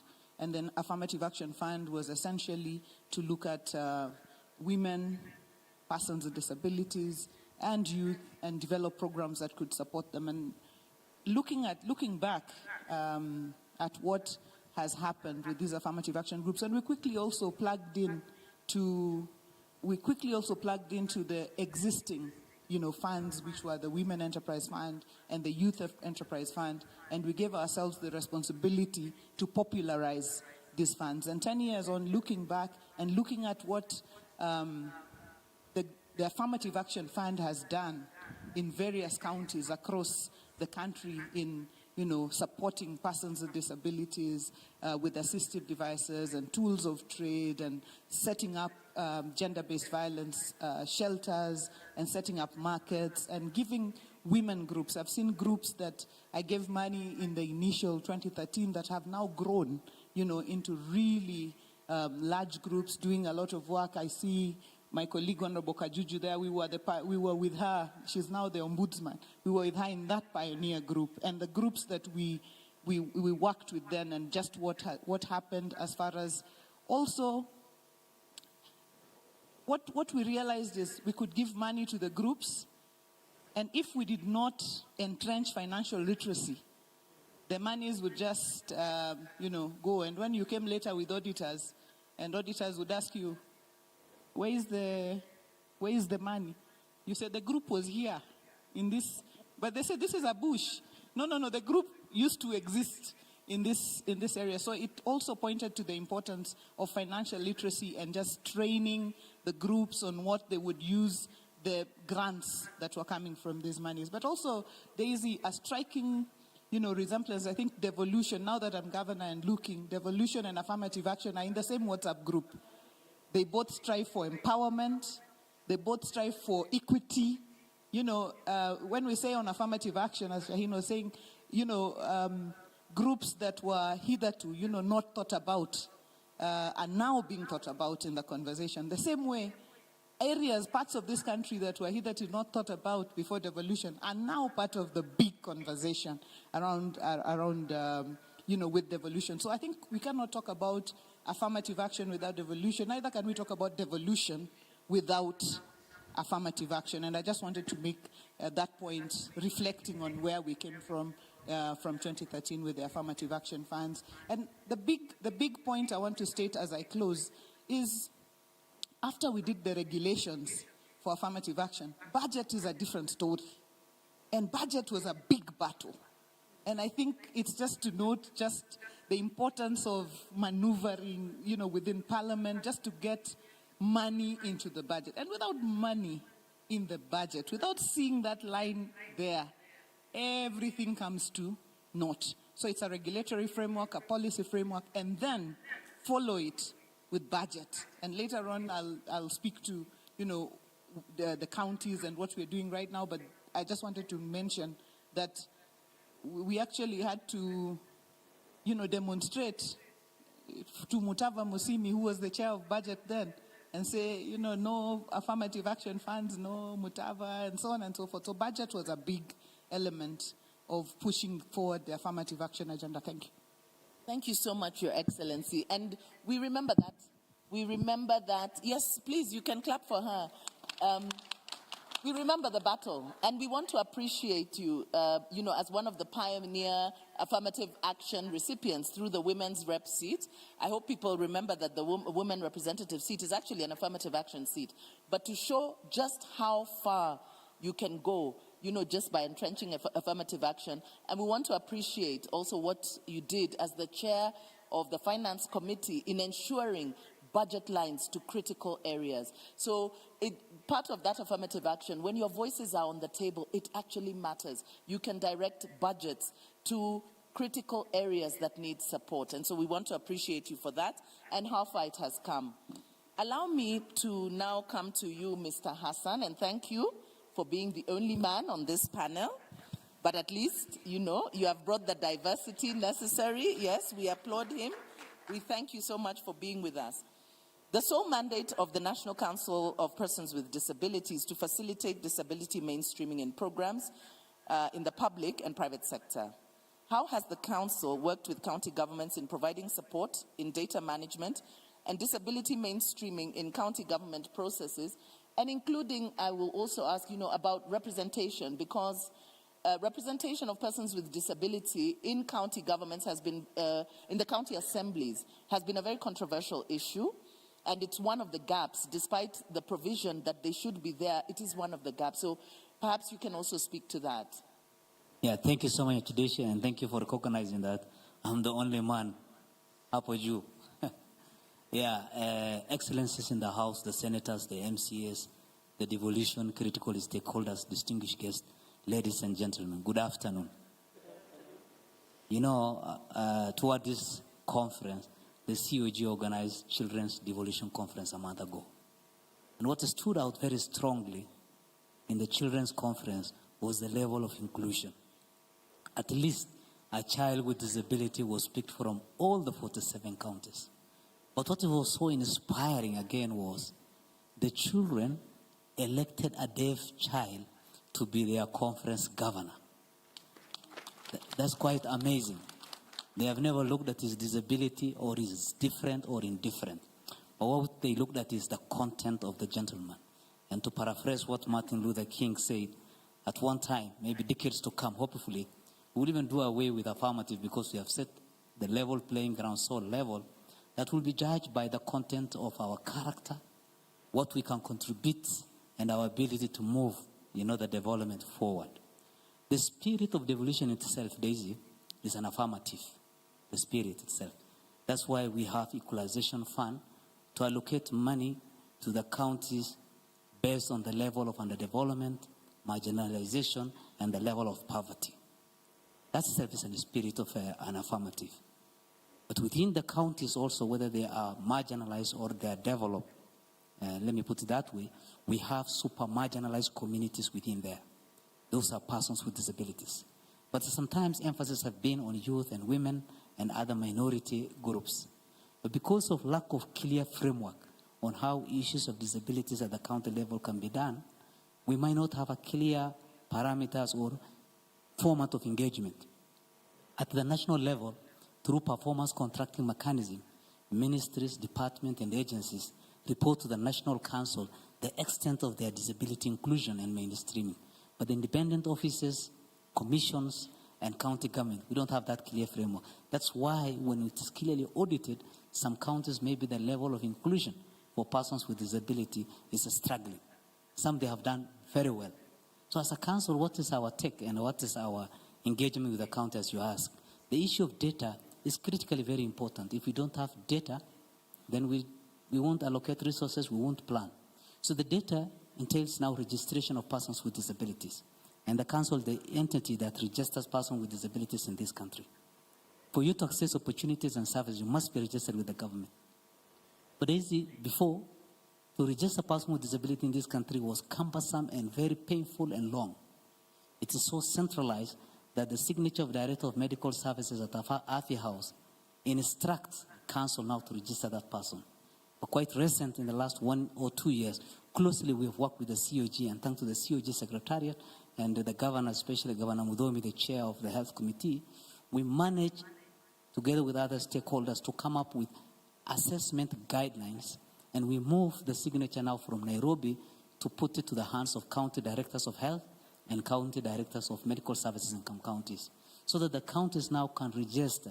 They put the team, they set the assessment centers so that it can be registered from level 5 to level 4. In that guideline that is developed by Ministry of Health as a policy guidelines, let me put it that way, it has certain functions in it that the county government, because health is devolved, can take up. So the question is, have counties really taken that far? The issue of, accessible assessment centers, putting, equipment in place, devolving further to the ward, that's the last mile, such kind of a thing. Because data is critically a very important thing. And then the other issue, which is core mandate of council, is disability mainstreaming. Recently, March this year, we released the first report on the status of disability inclusion in Kenya, where we are only looking at national government. And we shared that report quite very gladly with the Senate to help us how it can be a resource in their role as oversight, legislation, or representation. I'm glad to say I'm sharing this podium with Senator Mumo, who shared one of the session, when we presented that report. That report clearly brings out the level of employment. The Public Service Commission put 1.5% of Kenyan workforce are persons with disability, an improvement of 0.2% from the previous year. And if you look at this job, and it is gone further details into it, it's just low-level jobs. And by the way, let me say, I'm the only CEO with disability in Kenya. Na mimi niko nyumbani, pale ya walemavu. So when you go down, it looks like, we are not doing so well. So this report clearly brings out, a glaring image of where we are insofar as inclusion and employment is concerned. Some counties, 21 actually, up from 17 in the previous Devolution 2, 21. They don't have MCS with disabilities. And this is a constitutional kind of a requirement. And if they are not there, they say the wearer of the shoe is the one who pinches. Feels where it is pinching harder. So the issue of disability becomes now at margins or at peripheries. That's why, as a council, we started working with MCS, especially caucuses of MCS with disabilities, members of parliament, they call it Kediba with disabilities, but more importantly, all friends in the disability space, how they can help us, that disability is a cross-cutting agenda and it's not a function of national or county, it is a business of all of us. Thank you. Thank you so much, Mr. Harun, and indeed, disability mainstreaming is a responsibility for all of us. Let me come to you, Madam Anna Mutavati. UN Women is the organization dedicated to gender equality and women's empowerment, and you work across all governance aspects to accelerate progress towards gender equality. You've heard some of the findings from Shaheen, and of course, working in Kenya, you know some of the challenges that are being faced. What strategies is UN Women deploying to accelerate the actualization of gender equality and women's empowerment? And I think also you can touch on technology, you know, because we've talked about technology and the importance of technology. There's talk about data driving development and budgetary allocations. But we know that there is a severe gender gap. And what are the implications then in terms of further marginalizing those previously marginalized groups, even as we accelerate progress towards digitization and technological advancement? Thank you. Thank you very much for the question. Let me start by saying that the World Economic Forum in 2020 said that at the pace that the world was moving towards gender equality targets, we would require 150 to 200 years to achieve gender equality. So that was shocking, and we had to retreat and think again and say, as the world, that is Kenya included, how do we accelerate this pace of gender equality so that we achieve equality in our generation? We do not have 200 years to wait to solve all these problems that have been outlined very well in the keynote speech, but also what Excellency Governor Wanga mentioned, and indeed the colleague, Mr. Arun. So we had to take a step back and say, what do we need to accelerate? So there's therefore 6 key areas which have been identified at the global level, and Kenya is part of that global community that has also said we need to accelerate the pace of gender equality in the different countries where we serve. And as UN Women in Kenya, we are rallying behind those commitments, those 6 commitments to accelerate the pace of gender equality. As it has been said, the issue of affirmative action simply means that we cannot win on our development journey if we are playing with half of our team on the terraces, right? So I know Kenya is a soccer-loving nation, so picture this.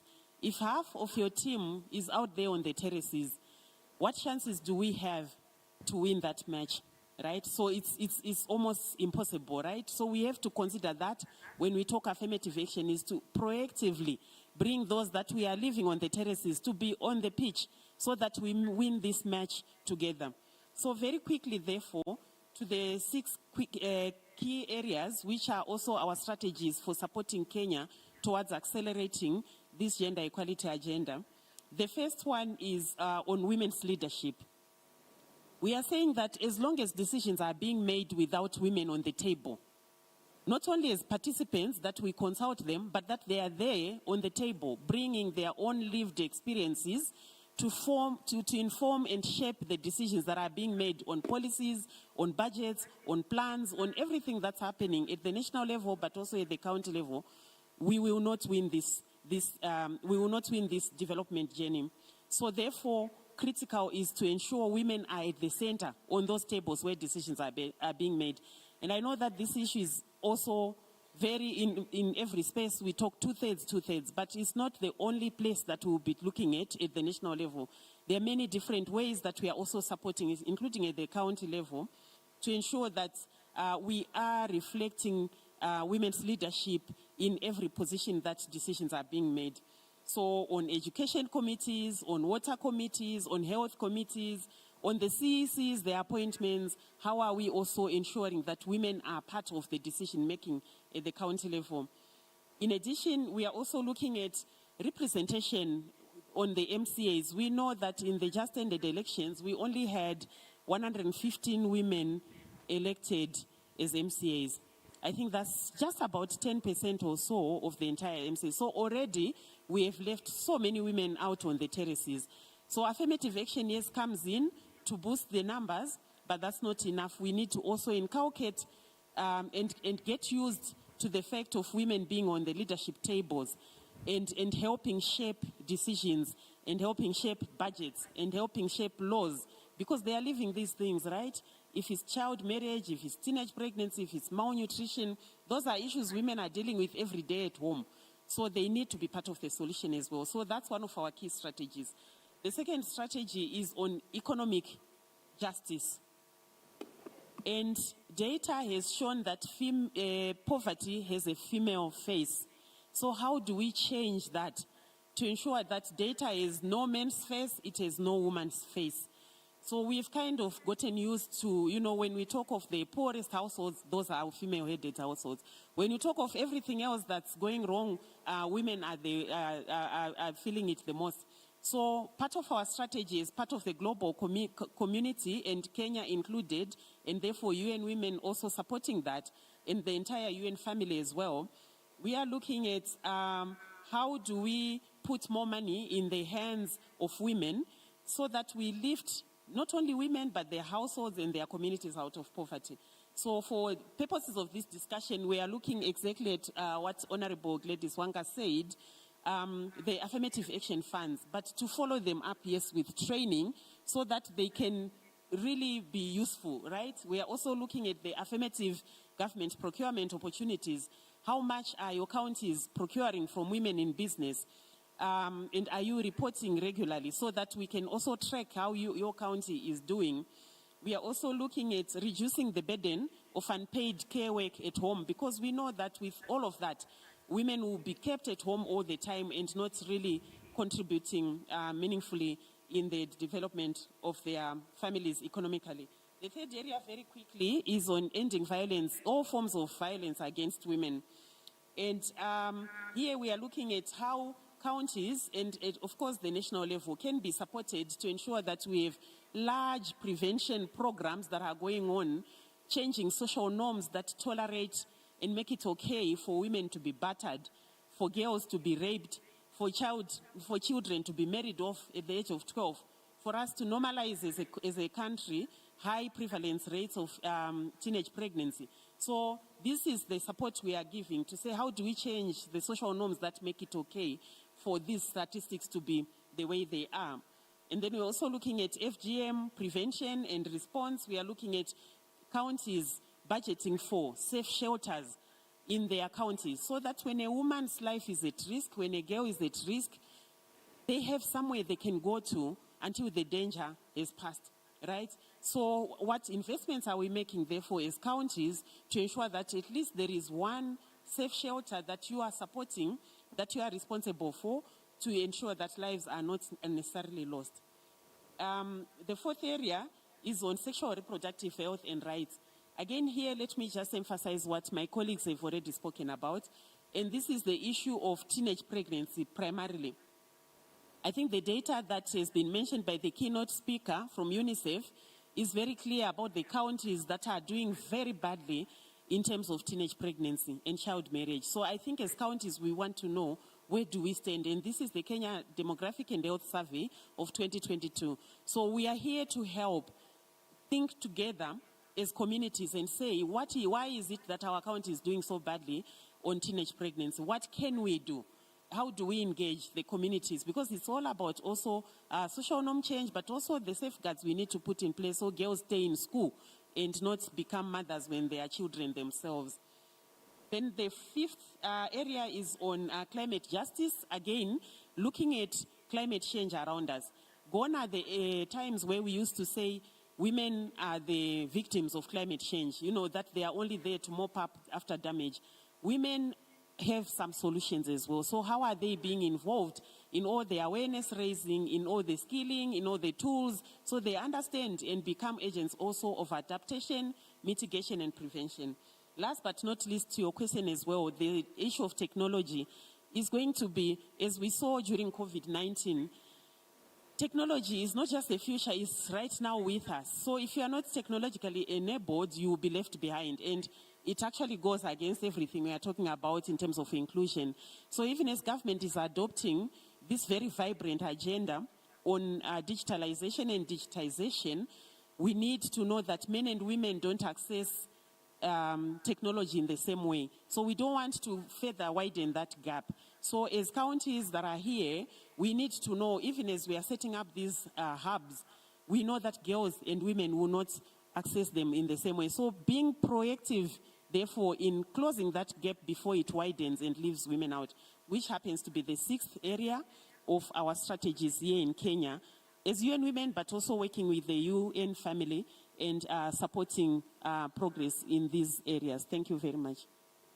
Thank you so much, Anna, and thank you so much for the great work that UN Women continue to do in ensuring gender equality and women's economic empowerment. You've touched on very many issues, and I think we will come back to some of them.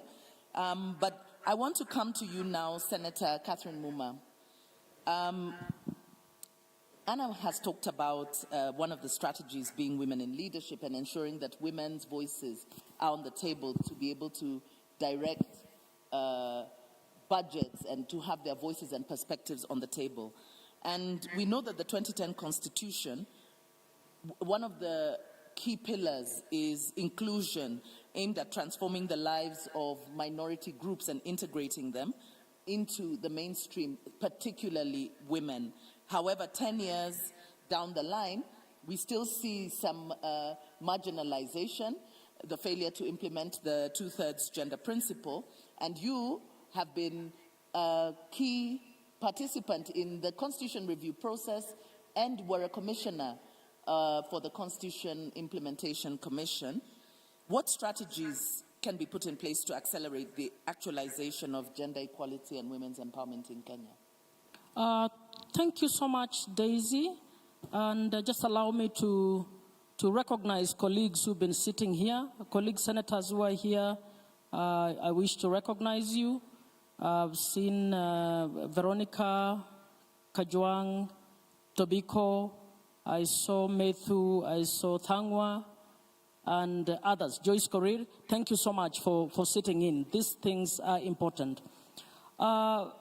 Daisy, first, I think it's important for us to tell the audience that affirmative action is a tool for positive action to redress inequalities.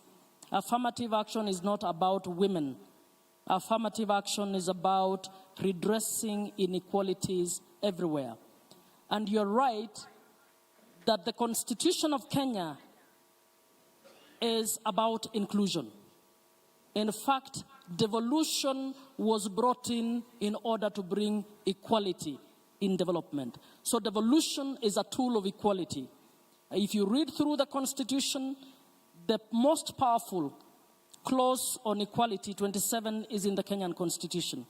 Our Article 10 is obsessed with the wording of inclusion. It uses inclusion, equity, equality, social justice, human rights, and all of this. And throughout the Constitution, it is contemplated that everything we do in development should include women, youth, persons with disabilities, minorities, and even in development. That's why even in the finance chapter, we have an equalization fund put there, not for women, but for regions that have been historically marginalized. So I just thought I should say that because oftentimes affirmative action is mistaken to be about bringing women at the decision table. Having said that, you are right that with the principles in place, I think we have come a very long way with the Constitution of Kenya 2010, and we have managed to bring on board more women, particularly at the decision-making tables, and particularly the political decision-making table. I think we have way more women legislators than we ever had after the Constitution. We have way more women at the grassroots in terms of the MCAs in decision-making place. But your question was, where should we go? And my view is this. First, we need to learn to respect the rule of law. Today, the CS Public Service and Gender has actually set up a task force to help us to implement the 2/3 gender rule. The courts have ruled on this, but we have become a lawless country. We don't want to straight away just respect the rule.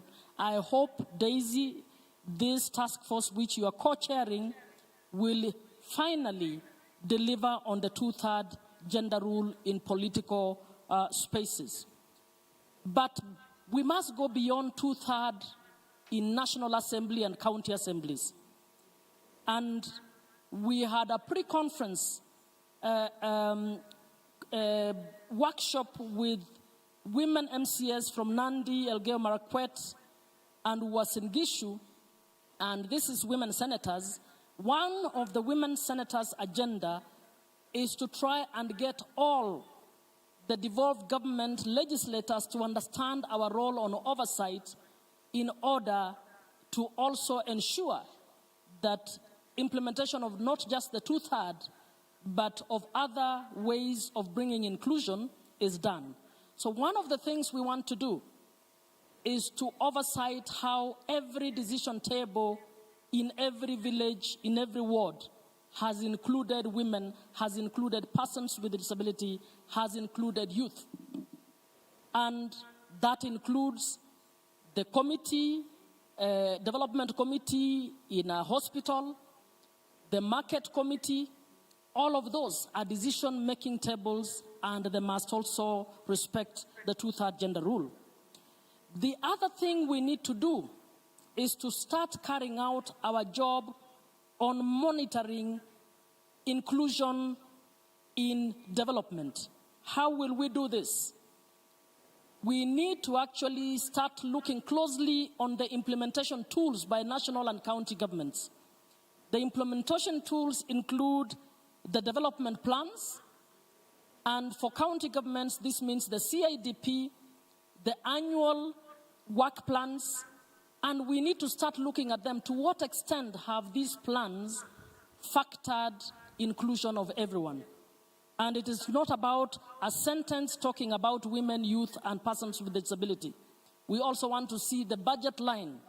How has Uasin Gishu County contemplated how trade in Uasin Gishu is going to involve women, persons with disabilities, and youth? How is the agriculture project within Uasin Gishu going to involve women, youth, and so on? So we need to actually integrate that. And then we are going to monitor the budgets, and we are going to monitor the impacts. Senator Kajwang told you that in the Senate, we have had conversation with the Auditor General, and we want to do impact assessments of what is happening with the monies that are being given to counties and also to the national government. So impact assessments will enable us to know whether the livelihoods of men, women, persons with disability are moving up. And then finally, on what we need to do is actually think futuristic. How well are we protecting our future generations? Chair of session, I don't know whether Kenyans know that between 2016 and 2022, 2.3 million adolescent girls were pregnant. Among these, we had 143,000 10 to 14-year-old pregnant. And the statistics show that averagely 42% of adolescents are experiencing sexual gender-based violence within their homes, in the schools, in the communities, even within the churches. And within, boys and girls are actually suffering sexual violence. But we are burying our heads in the sand. We don't want to give sex education. We don't want to protect these children. When you look at the number of prosecutions, They don't even come to 0.1% of the numbers of those children who are violated. Those of you who are lawyers know having sex with an under 18 is defilement. But we don't have prosecutions around that. So what are we doing? 2.3 million generations destroyed for girls. Are we going to have a women's movement in future? So even as we are thinking through how to bring empowerment, we must not kill our future generations. We need in this country to have adolescent medicine. We need to have adolescent-specific programs that are able to work with our girls and boys, because this is the most defining moment of every human being. But in Kenya, we have chosen to ignore it. It is not in the programs. It is not in the policies. In fact, the 10 to 14-year-old are not even in KDHS. They begin from age 15. We know they are pregnant from the information from the facilities, but we don't even factor them in our development tools. I think it is deplorable. So as we think empowerment, we must know that it must mean something for the 10-year-old girl who's watching us. Thank you very much. Thank you so much, Catherine. And even as I move on to the next speaker, I want you to really think about what is it that we need to do in terms of an actionable measure that can be put in place. Because at the end of this panel, we hope to have actionable recommendations that county governments and the national government can act upon. This is indeed a national shame.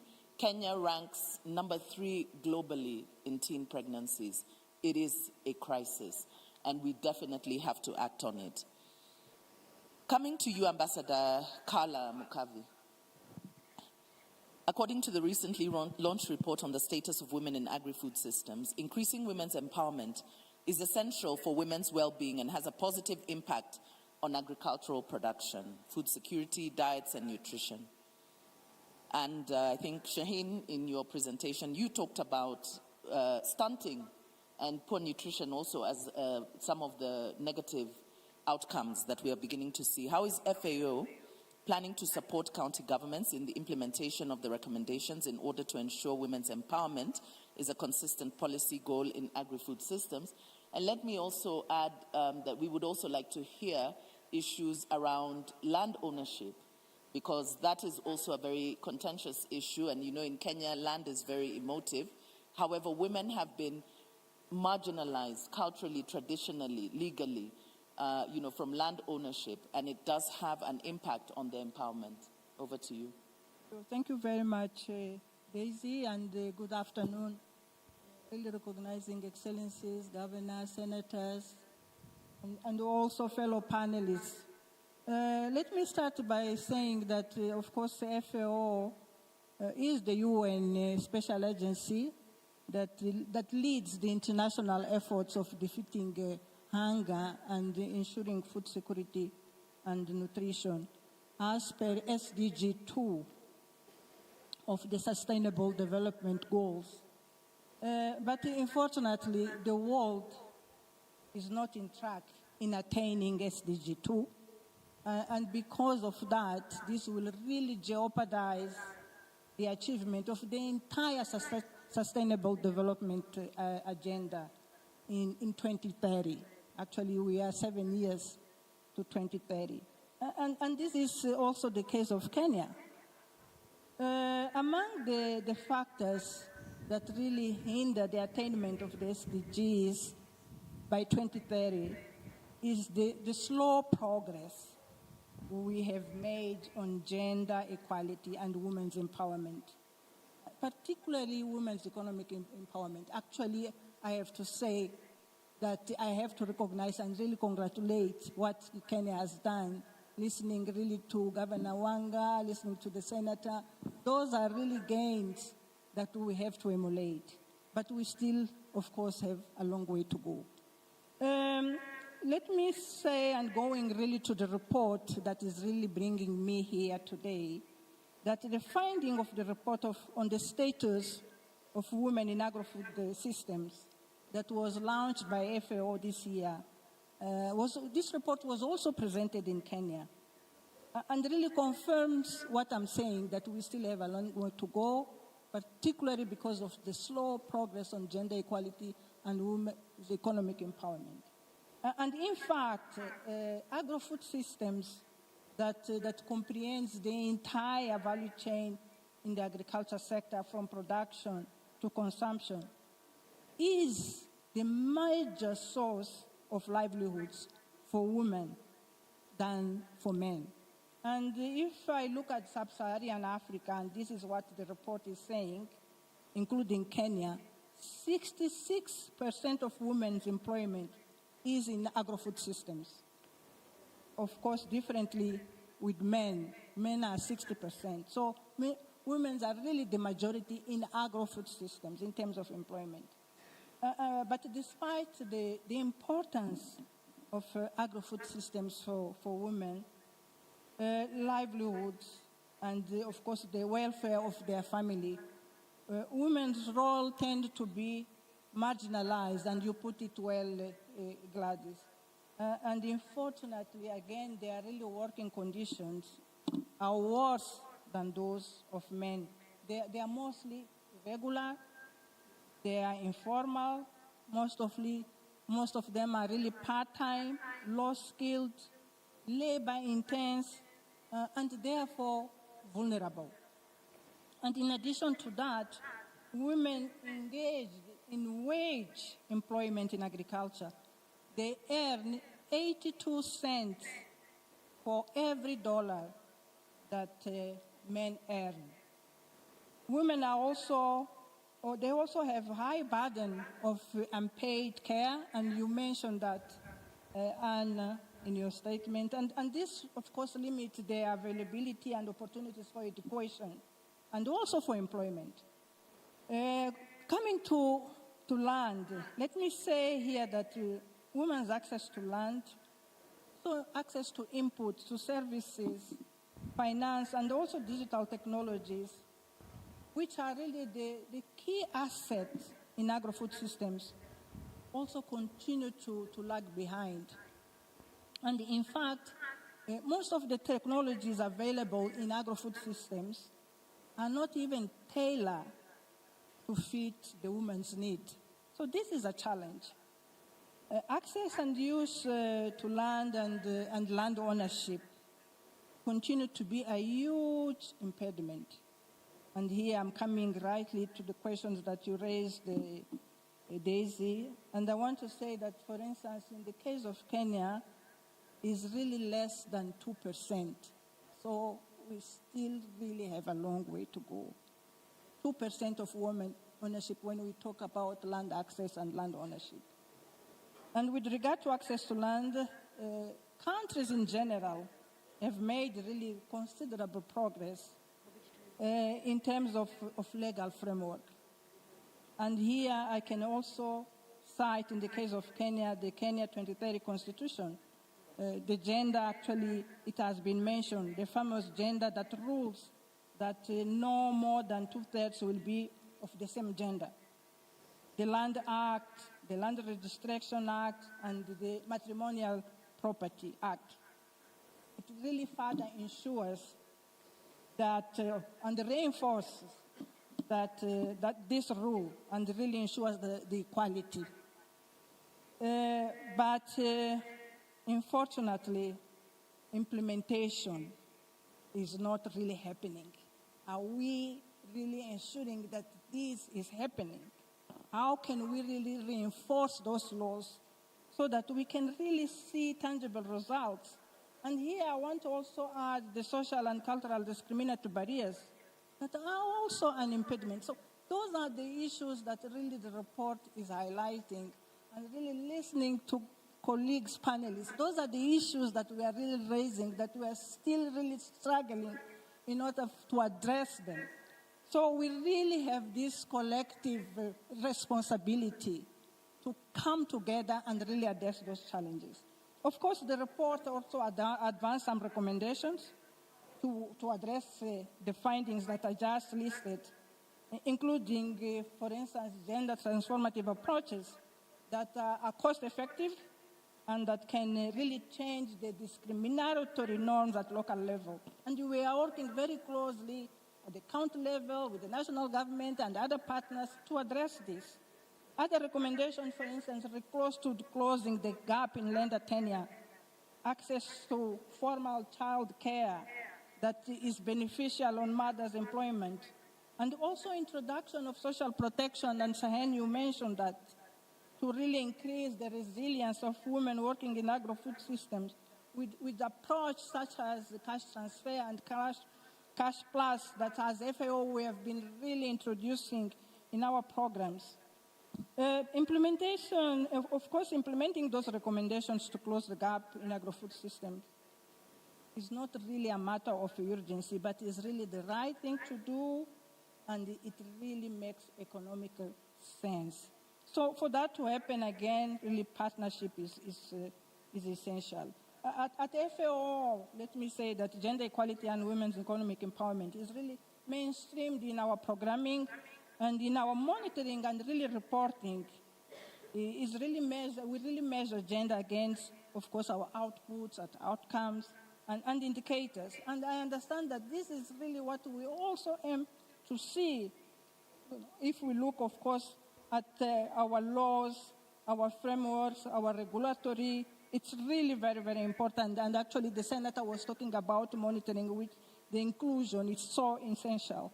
Of course, so many examples that I could really share, but for the sake of time, I will not do so, that are really showing that we are working towards addressing those challenges at the county level. And of course, I should maybe conclude to say that, but all this should really be deliberate, intentional. We have to make sure that we bring it to our policies. This is the only way we can really close the gap, we can really transform agri-food systems in order to really, they're resilient, they're inclusive, they're sustainable, and of course for the transformations that we aim. Of course, if we have time, I can really come with examples, but I really wanted to present the findings of the reports and to say that we really have to come together to address, because there are still so many challenges, particularly with regards to women in economic empowerment. Thank you. Thank you so much, Carla, for that. And I agree, we need to be intentional. And once again, the issue that Senator Catherine Muma raised of the rule of law, that we actually just implement what the law requires. And that also means that we be intentional. Let me come to you, Madam Grace Wasike. You have heard many of the challenges, many of the benefits, and some of the challenges that have been faced with the various affirmative action measures that the government has put in place. And the Kenya Kwanza government has the Bottom-Up Economic Transformation Plan, BETA, which focuses on delegating decision-making powers from other levels of governance to the local level.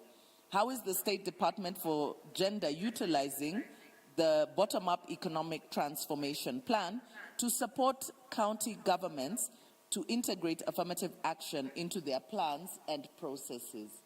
I will ask you, please, 5 minutes. Okay, thank you, Madam Session Chair. Allow me, first of all, to convey the apologies of my boss, who is the CS Public Service, Gender and Affirmative Action, Honorable Aisha Juma. So I would just like to write on to what my fellow panelists have already mentioned, most of the things about affirmative action, but I would wish to just add on to what Senator Muma has defined affirmative action to be. Let us look at Article 260 of the Constitution to also get more information on the definition of affirmative action.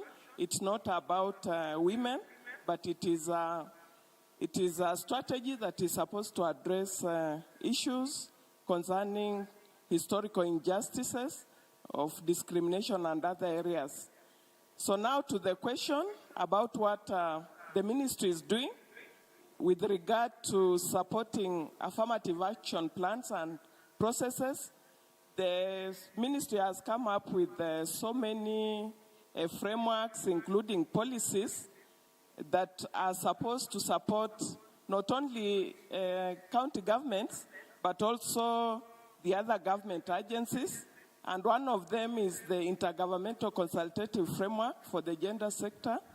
This is a framework that is anchored on the Intergovernmental Relations Act of 2012. Most sectors are supposed to come up with their forum so that we have concerted efforts in the various sectors.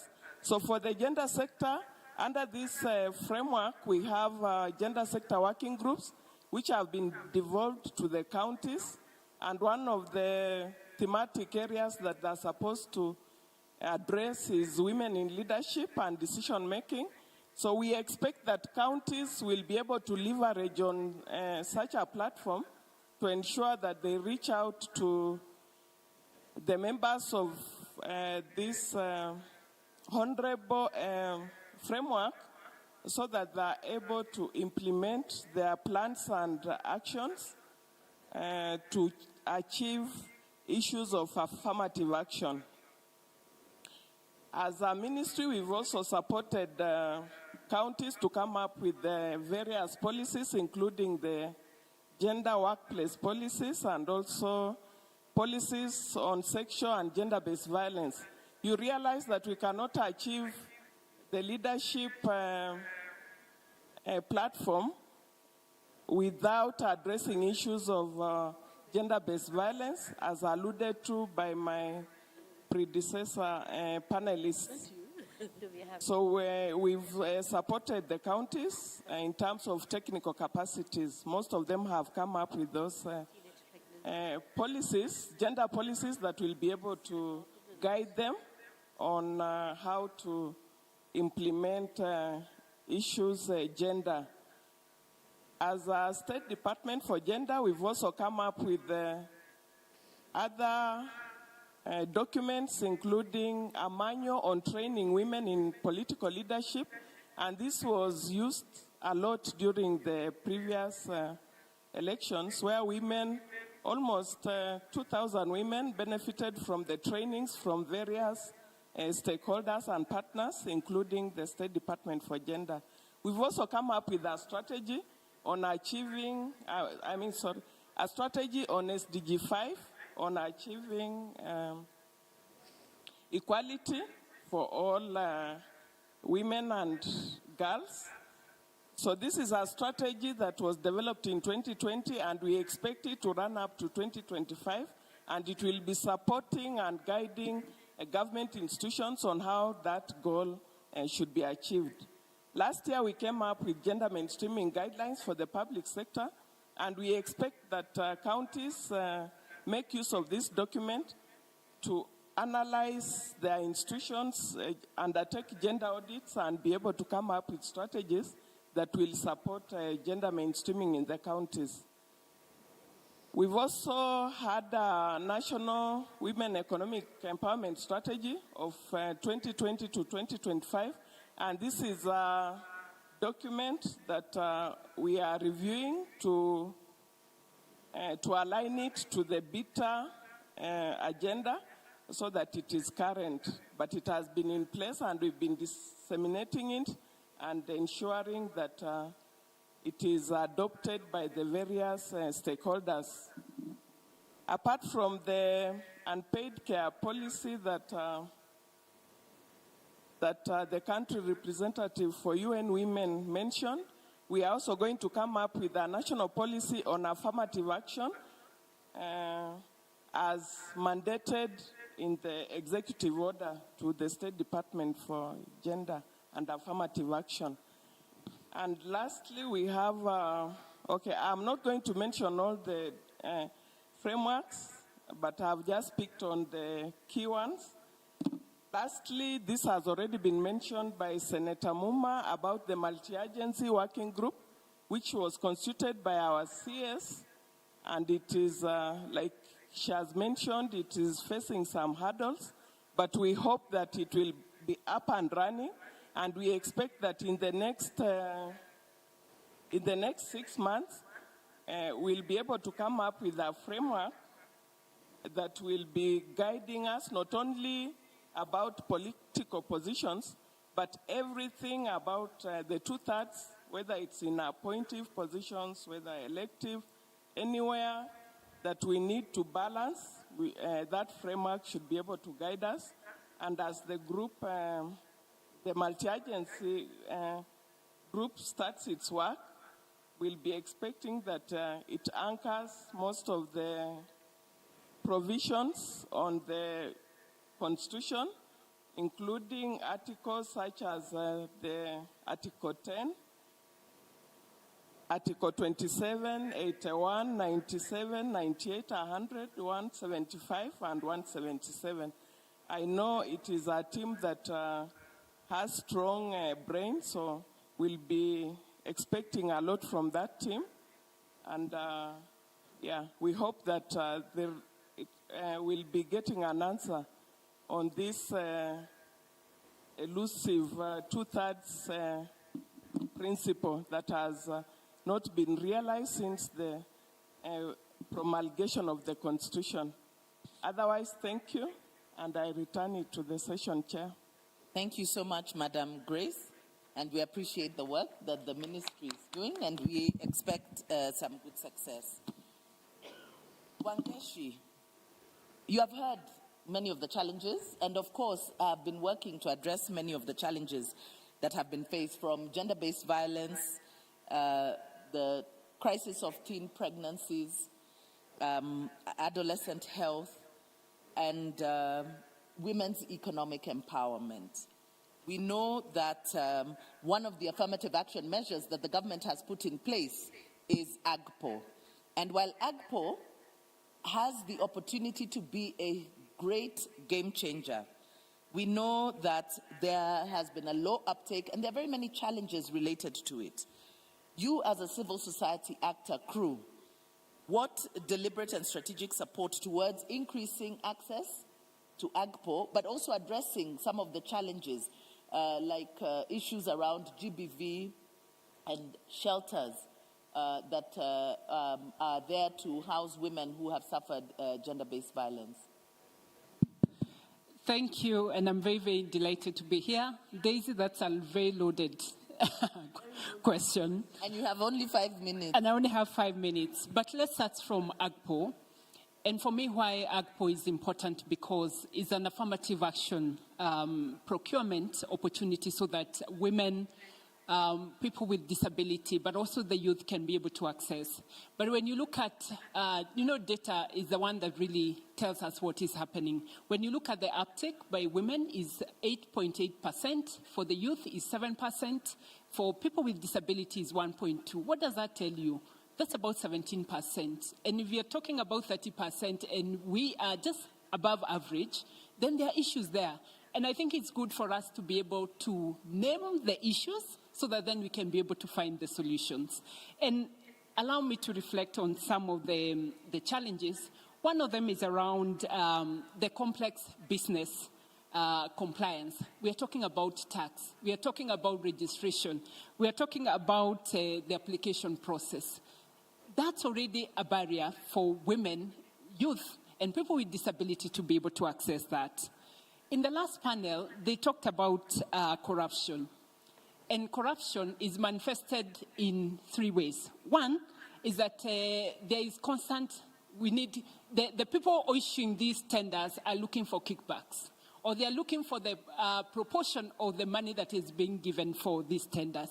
But right there is also another layer for women because of sex exploitation. I don't think we even have, do you have a county with a with safeguarding policy? Maybe at the show of hand in the counties in the room, because we are all 47 counties, are there safeguarding policy around issues of sexual harassment? I think we need to investigate whether they do exist. And allow me to quote one of the counties, one of the women told us, the procurement agents, mostly men, usually say, use what you have so that you get what you want. That statement is loaded. Because right there is around issues of power, because one person has the power to give this tender, and the other person is coming from a place of disempowerment, and therefore, they have to use what they have. What do they have? They have zero. The only thing they have is their body. And really a shame that is happening in our modern day. And then when you look at what kind of business are women and young women and people with disability doing in terms of this tender, it's the lowest of the values. They clean, they supply tea, they supply stationery. Vitu za chini, when you've eaten bread and kumebaki crumbs, that's what they take. What does that tell you? That the kind of businesses that they are doing, they make very small margin. Never mind that even when they have that tender, to go and get financial support to be able to, they can walk with their tender LPO to a bank and say, I've come with my LPO and I'm looking for financing. First and foremost, the bank classified them as the bank. They are not bankable. They have no credit history. They haven't been able to do business. So how are they ever going to access credit then to be able to supply? And then the final one here is around the amount of time that takes to be paid. It takes 1 year, it takes 2 years, it takes 3 years. Why? I already did the business, just pay me. And right there, also issues of sexual exploitation do happen. So there are many issues and they could go on and on. But what is it that we are doing as an organization? One, we are getting out there to tell women, yes, AGPO exists, but also helping them to navigate all these challenges, including, for example, compliance, because compliance keep coming all the time. And then one other thing that we're doing is to get even into the radio spaces at the community level so that we can be able to talk about the existing of these opportunities. Also very, very important is that we have an open governance partnership where we are looking how do we advocate more so that this process is transparent, this process is fair, and is also accountable. Because when the tender is put out there, how many women get to know? You must be close to power to be able to understand that it does exist. So there is work that needs to be done out there so that more women can be able to access. And then around financial inclusion, and allow me to share a model that we have done, working very closely with 3 partners, supported with MasterCard Foundation, and working with Roots Kenya, but also the Center for Gender and Development. We developed a model because even within the women, there is also another challenges of violence against women and girls. If a woman who is freeing from a home that is violent, she has no title deed, she has nothing she's putting into her name. So we created what we call Jasiri. And Jasiri is a Swahili name that means bold, meaning we must be able to do things that are audacious. 10 years, we can only be talking about audacious things. And we set this fund to be able to work with women who are survivors of violence. It's a guarantee fund hosted by one of the local banks because we also want to work with the banks so that they can be able to change their system and structures. So that if a woman works with a bank and a young woman who has no credit history, who is guaranteeing her to be able to get that fund? So we have been able to support 1,000 women, and we're hoping that we can be able to grow. And the women can be able then to access a fund so that they can be able to run their business. And running their business also comes with financial independence, meaning if she feels she can be able to stay in this relationship, she can stay. If she wants to walk out from a place that is environment, then she's financially able to take care of things. Because a lot of financial dependence also comes with violence. So where are we right now? As we do, they take the money. I think Governor Wanga here closely, she said, don't just give the money. It must be accompanied with business development skills so that then the women can thrive. Because if we don't do that, then we'll be setting them for failure. We are now looking to scale up this work, and we are hoping to come to more counties. We are going to be in 16 counties so that we can be able to work with more women and really be able to challenge so that the women can be able to thrive. Daisy, around county, we have an opportunity there. We have supported Meru County, Isiolo, Narok, Nyeri, Nairobi to put in a policy because we believe once you have a policy, then it moves to the county integrated plan we are able to move to the budgets. I think Governor Wanga put it very well that if you have no budget line, it's very difficult. We just continue. So we need to see the budget line for the counties where these resources are being put. Thank you. Thank you so much, Wangeshi, and congratulations for the great work that you continue to do as an institution to empower women. Now, panelists, we are closing out this panel, and I'm going to come to each and every one of you for an actionable point. An actionable point, here we have county governments, we have senators, we have MCAs, we have decision makers in the room. We want actionable points that we can actually give recommendations that can be acted upon. And I'm going to start with you, Your Excellency, Governor Gladys Wanga. You have heard some of the challenges, and I think you also talked about the audits, when you were giving money, and you are saying the women's group used to be here. Yes, here in the bush. So one of the issues is formalization of business. Wangeshi has talked about the cumbersome process. And while personally, I don't think that we should lower the standard, what we need to do is to build up women's capacity to be able to meet that standard. We should not be lowering standards. We should be equipping them with the necessary skills.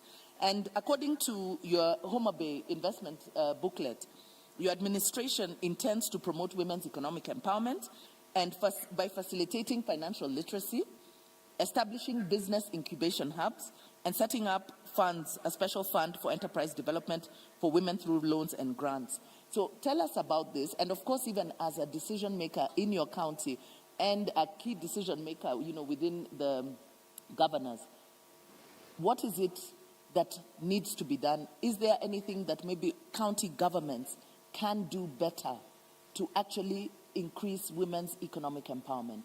You have 2 minutes. Wow, 2 minutes.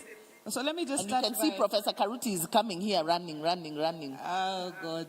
So in 2 minutes, maybe what I can say is a quick comment on what has been said. Wangeshi, I think, Agpo, what you have missed to say also is even these percentages that are being given, are those people truly living with disability? Who gets paid the money from this Agpo? Are they living with disability? Are they really women? Who are really behind these companies? Because from my research, you find that there are people behind those AGPOs. They take women, even their mothers, their old grandmothers, they register them there, then they're the ones who get the money. So really the big boys and so on continue to get the money from AGPO contracts, even though they say they are AGPO. So that is one thing that we must deal with legislation. Senators are here. We must really tighten who receives the money, who is at the receiving end. Secondly, I want to just say this, and I'm using my 2 minutes quickly, to comment also on the issue of, land ownership and so on for women. And I want to just give a practical example in Homa Bay. We gave seeds to farmers. And when we were giving seeds, I went to the ground. 70% of the people receiving the seeds were women. So they came, and then 30 were men. Then I said we have a maize mop-up program, and we put money that we now want to buy the maize after the bumper harvest. And when I went to launch the maize mop-up, the men were more than the women. And I asked, where's the M-Pesa statement? Because we were paying by M-Pesa. I want to see the M-Pesa statement of the payments we've made. 70% of the payments were going to men in the M-Pesa payments. So who's selling the maize? The men. Who was planting the maize? The women. So there's an imbalance around that we must deal with. And then also make a final comment and just say that Homa Bay, we are very blessed because on the leadership front, we have 3 women MPs out of the 8 constituencies. We have the women rep, we have a nominated woman senator, we have a woman governor. So we are really moving forward on this. And we thank the people of Homa Bay for believing in the leadership of women in terms of moving this forward. And I want to thank Honorable Muma because she was the chair of our elections committee. And she said, any woman who is on a seat is getting a direct ticket. So she really helped in terms of moving that forward. Our senator is here. He's one of the biggest women supporters there. And then just coming back to, what our county is doing, and I'd already said this, in terms of policy and regulatory framework, I think it's already been mentioned, within our CIDPs, within our ADPs, within our sectoral plans, have we put these issues, and then have we translated them into budgets? Because without budget, really, even if you have a beautiful plan, it will go nowhere. And I'd just like to say in Homa Bay, we've put 80 million for an enterprise development fund to look for women traders and see how to support them. We've put 40 million for border funds to also look at the youth. We've put money for purposes of inclusion of disability, persons living with disability, giving them assistive devices and tools of trade. That is money following the policies that we've put in place. You already spoke about financial literacy, which is a big thing, and then we must deal with the barriers. And I'm just saying this because in Homa Bay, and it was said, the triple threat of HIV infection, gender-based violence, and teenage pregnancies. We are number 2 to Narok as far as teenage pregnancies are concerned. We are, among the leaders. And this teenage pregnancy, it's a story only when you see the paper. I go to facilities every day, and every time I walk into a facility, like clockwork, there will be a child delivering a child. Like clockwork. You cannot miss a 16-year-old, 15-year-old, 12-year-old, 11-year-old. So we must deal with it. And what we are doing is working on a framework together with our other partners, NAC and LBST and many partners, EGPAF and so on, to come up with a policy framework. And we are launching it, I think, next week when there's a Maisha conference, so that we can see how to deal with the triple threat option. And we have a governor's mentorship camp where we bring in girls and walk with the girls, the journey of where we need to go. I see many counties here. Governor Otichilo was here. We have county nutrition action plans, which we have to follow as far as, nutrition is concerned. And also right now, we are beginning to implement, FLOCA programs, putting women at the center of climate action, because climate change also affects disproportionately the women. I don't know, I've done 2 minutes. Anyway, thank you very much. Thank you so much, Your Excellency. And we want to appreciate you for the work that you're doing and giving visibility to women's leadership. We've seen your kazi yako inaonekana, and we celebrate you and all the women who are so visible. Even though we are still the minority in leadership, you people are showcasing just what women can do. Congratulations and thank you. Let me come to you, Senator Catherine Muma. We have talked about the issue of teen pregnancy, but still, I've not heard an actionable point here. Her Excellency Gladys Wanga has just talked about, you go to the delivery room and you are not going to miss a child. And somehow we still are not, angry enough or even ashamed enough as a nation to put in place measures to rescue these girls and to rescue our country, because the implications for us as a society are grave, because this is about the future. You're talking about 2.3 million generations. You are the one who mentioned them. And the longer a girl stays in school, the development outcomes are better. Personal outcomes and development outcomes. I want from you in 2 minutes. Thank you very much. Actionable point. This is something we must do so that when we come back for the next Devolution conference, we talk about the strides because of what was done. That will be my last point on that particular one. But here are my actionable points. One, I think we need to introduce an inclusion and impact assessment tool for the Devolution conference, so that we came here, the governors have told us what they're doing. We need now the senators and MCAs to lead a sector that can come up with an impact and inclusion assessment tool, so that 2 years from now, we will be able to score the counties on how well they have done on inclusion, on how well they have done on impacts on these other people. I think if we do that, we will actually be moving forward. 2, we need to build capacities of actors at different levels in order to deliver on what we're saying. I can assure you this conversation has been had for the last 20 years. I can assure you I've been there. So what can we do for implementers in counties to understand how to integrate gender, how to integrate disability, how to integrate inclusion in order to do what we are saying every year that they should do? So we need capacities at that level. We need capacities among those of us who are oversighting to also understand our job. You don't get conferred with capacities on oversight because you are elected. So we need to also create a space where, and senators are already beginning on this, we want to collaborate with county assemblies in order to strengthen our oversight function and for it to be well-resourced so that we are also able to do our part as oversight. We need to also, now I'd like to advise governors, the issue of having a gender department that is purportedly the only one working on gender is a bad idea. We need your Department of Trade, your Department of Agriculture, your Department of Finance to demonstrate how well it is integrating matters, gender, youth, disability, marginalized areas in its budget. That's the only way we can actually say we are implementing.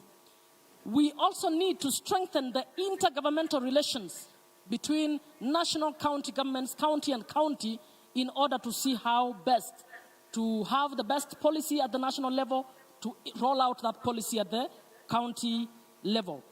For the Senate, we need, I think you may have not heard this being said in this conference, all laws predating 2010, over 100 laws and regulations have actually not been amended. We were not able to do that within the CIC period because I served in the CIC. So we have laws with parastatals carrying out county functions, we have and resources being wasted. We need all those laws to be amended to align with devolved governance. And we are aware development partners are supporting other people, but they're not supporting the Senate to be able to do this. And yet the Senate will be the one moving this. So we need a concentrated effort to review all those laws, even as we are trying to get the system right. On the issue of adolescent health, we need to bring together the different multi-sectoral actors to think together because we are acting in silos. We imagine that the adolescent, we come up with a design for adolescent pregnancy, we come up with another one for education, but this is the same individual. They need correct sex education, and if our churches feel we cannot do sex education because we are being influenced by the West, let us get the churches to develop for us the correct curriculum for Kenya. But let's have that. Let's not deny our children sex education, but allow the free internet for them to access pornographic sites. What are we doing? We are actually not working on this. So what can we do? We would need an adolescent health policy that is being implemented, not a paper policy. We need the medical training to actually hive out and start working on adolescent medicine. We need the education sector to actually include adolescent health as part of the skills development. We need internal security, Professor Kindiki, to be able to issue circulars to his chiefs not to allow a lot of sexual violence within the homes go through the cracks because they are taking deals from those who are perpetrating. We need the Minister for ICT to do something about the internet that is facilitating access to pornography and cybercrime that is actually targeting our children. I know of a story of a person's daughter who was actually lured on the internet and had taken money at home and traveled and had reached Tanzania going to meet a boyfriend somewhere in Southern Africa. I know people who actually have complained about their children on the internet. Are we doing anything about that? No. But every time somebody talks about sex education, we are all up in arms. We don't want sex education. We need to wake up and do something about all of that. Thank you so much. Thank you so much, Senator Catherine Muma. We need to do something about it. Anna, 2 minutes, strictly 2 minutes. 1 minute. Advancing cross-sector partnerships between governments, the UN family, UN women, working with civil society, private sector, and other key stakeholders. How are you strengthening, what will you do towards strengthening gender perspectives, addressing these issues that we're talking about, the triple threat? What do we need to do around women's economic empowerment, AGPO, because I know that UN Women are keen on women's economic empowerment, and of course the issue of unpaid care work, which I think is a devolved issue. I mean, the devolved governments have a central role in playing. 2 minutes. Thank you. Your question took longer than 2 minutes. All right. No, I'll be very, very quick. I'll try to be very, very quick. The first issue, I think, for us is to ensure that counties have the data that they need to be able to make decisions on all of these issues we've talked about. So the centrality of data. And I think that's what the UN system that's supporting devolution programs is really fixated with. Are we ensuring that you have the data you need and be able to analyze it and be able to draw decisions from that data? So that's our number one support. Ensuring availability, accessibility, analysis, and use of data. So we have invested quite a lot with the Kenya National Bureau of Statistics, but also with the county governments that we are working with to make sure the data is there, is available from a gender perspective. So we paint the picture for you from a gender and child and disability perspective. But what we have seen is the lack of capacity then to use that data. So, you know, you produce a whole meal, a banquet, but then uptake is very, very small. So I think that's the next stage we need to get to. What do we make of this data that is now available in my county? Do we have the capacity to understand, analyze it, and use it to inform the policy decisions, the budgets, the plans, and so on? The second issue is, I think, what has been so well articulated by both Senator and Governor here, and it's the issue of gender-responsive budgeting. We have the public finance management systems for budgeting, for expenditure tracking, and for reporting. I think there is also a cabinet memo to this effect that where we have mapped out what the issues on gender equality are, we need to follow them up with appropriate budgets. We need to be able to report on those issues, how much was spent and with what impact, right? And then really institutionalize how we do all of this. So I think that we need to step up on our issue of spending for gender equality, because as they say, you put your money where your mouth is, right? So I think the Senator has just spoken very well on the issue of teenage pregnancy. I will not try to add any more to it. Thank you very much. Thank you very much, Anna. To you, Carla, one actionable point. Thank you very much. A lot has been said, but again, to really implement the recommendations, we need to review the laws that we have and improve them, and of course, establish the new ones that they can really target the challenges that we face. So let's look at that. But for that to happen, again, I agree, funding. Funding is really critical. If I look at the agri-food systems again, His Excellency the President on his inaugural speech, he spoke about really to unlock the potentials in agriculture. And to unlock those potentials, we have land, we have a market, and we have a vibrant workforce, women and youth. But we can only do that if we really fund.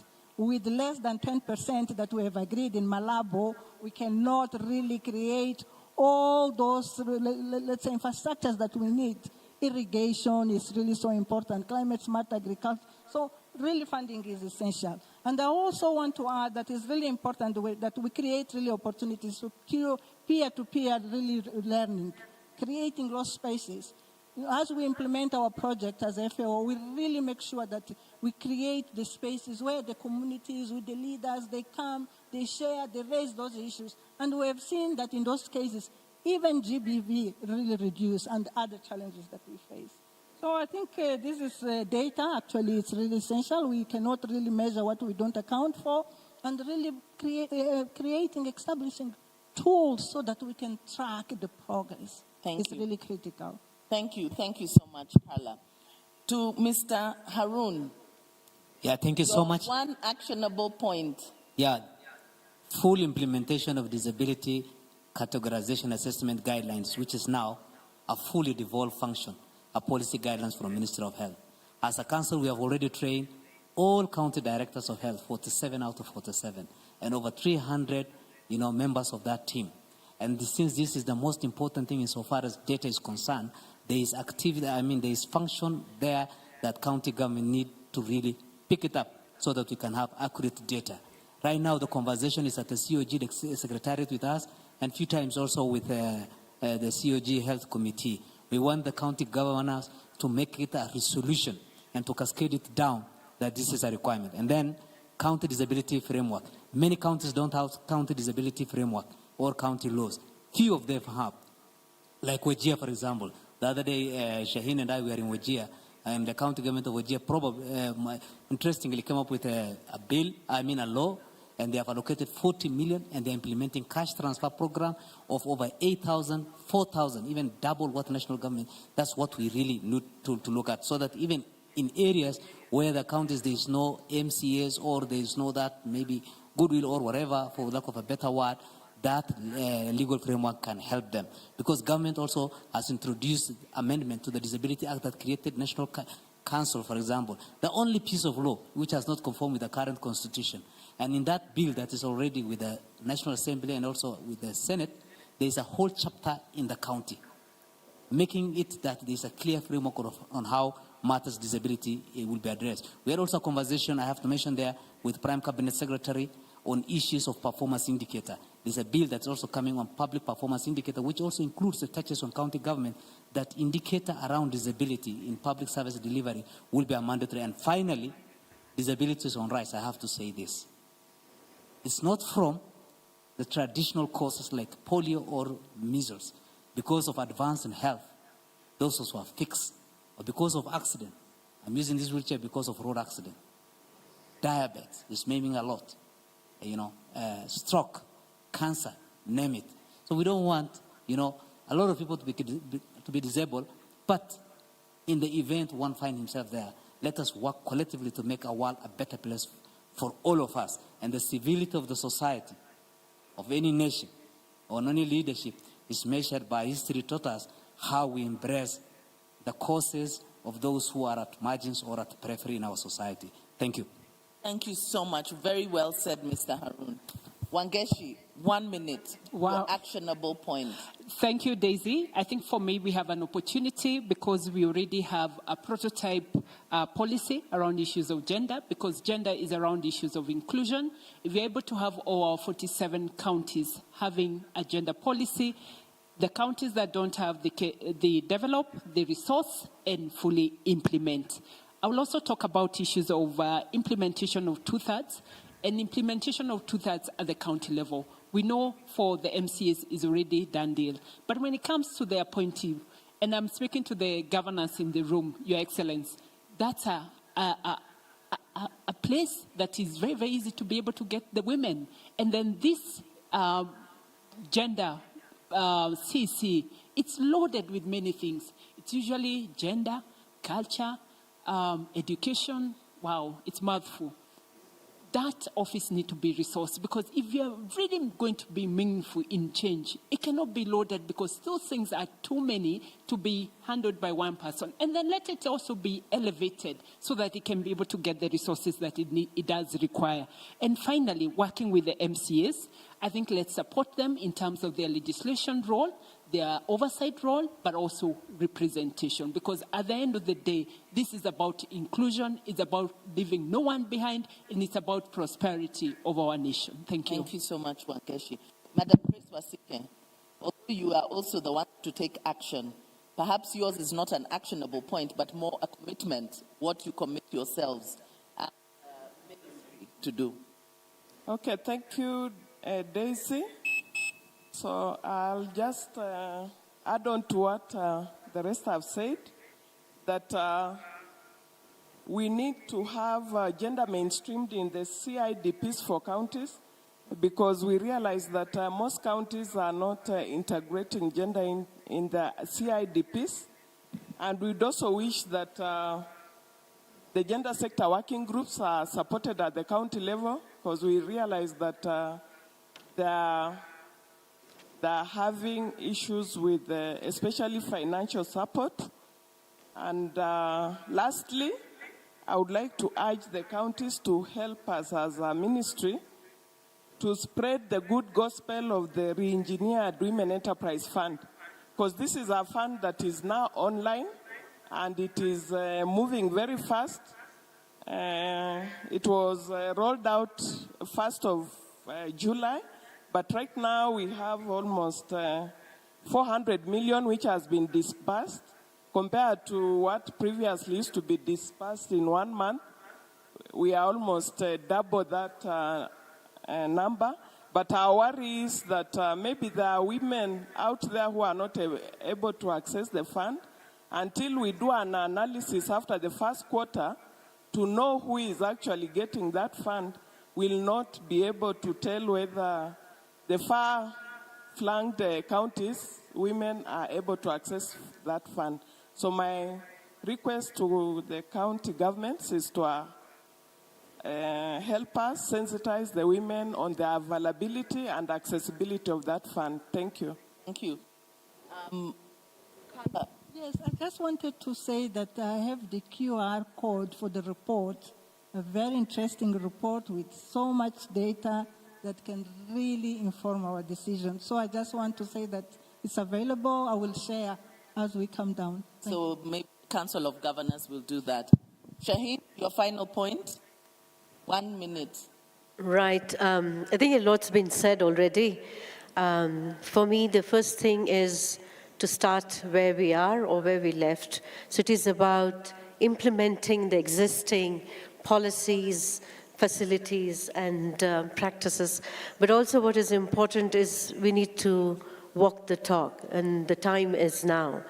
Primarily, as all the governor and parliamentarians and others spoke about it, is to ensure it's not just enough to say that it has been included into the plan.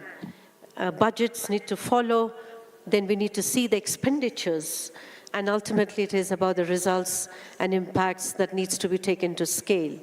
In terms of the recommendations that has already been laid out, I would like to emphasize the whole issue about the recommendations that was handed over yesterday by the pre-conference, children's pre-conference recommendations needed to be also looked into it. There's some of the issues that the distinguished panel members have pointed out is something around mental health, teenage pregnancy, a whole lot of issues that has been spoken about it. And the last thing is about across sectors, as Madam mentioned about it, across sectors in the CIDPs, we need to ensure the indicators do reflect the issue of inclusion. And finally, the performance contract must also mention about what are the leadership doing about in the respective counties with respect to walking the talk. Over. Thank you. Thank you so much. Ladies and gentlemen, let's have a big hand for our panelists. I want to thank each and every one of you for taking the time to be here for this important discussion. Affirmative action is a very important discussion, and thank you for taking the time to be here. Thank you.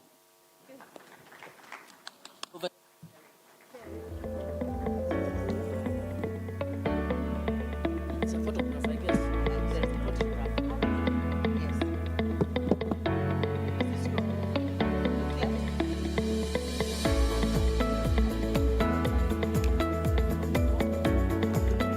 Thank you very much. Another round of applause, please, for that panel.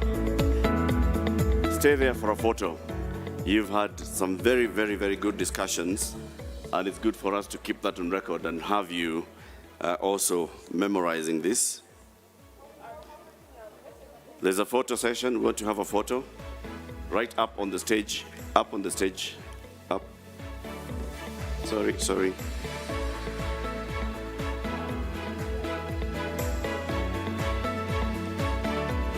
Asante sana. Another round of applause, please, for the panel. The moderator, Daisy Mdanyi from Crown Trusts, Dr. Shaheen Nilofa, who's the UNICEF Kenya representative, and the panelists, Governor Her Excellency Gladys Wanga, Senator Catherine Muma. We had Mr. Harun Hassan, Ann Mutavati, Carla Mukavi, and Wangeshi Washira. Asanteni sana. Thank you very much. Ladies and gentlemen, we are drawing closer to the closing ceremony for this afternoon. As we do that, I just want to recap on what's been happening the last 4 days, from Tuesday to Wednesday to Thursday to today, and what we've been doing. So basically, the Devolution conference began on Tuesday when we had a couple of activities, and there were some competitions. There was athletics, there was football, but let's start by showing you what happened on Tuesday in the marathon. Watch this.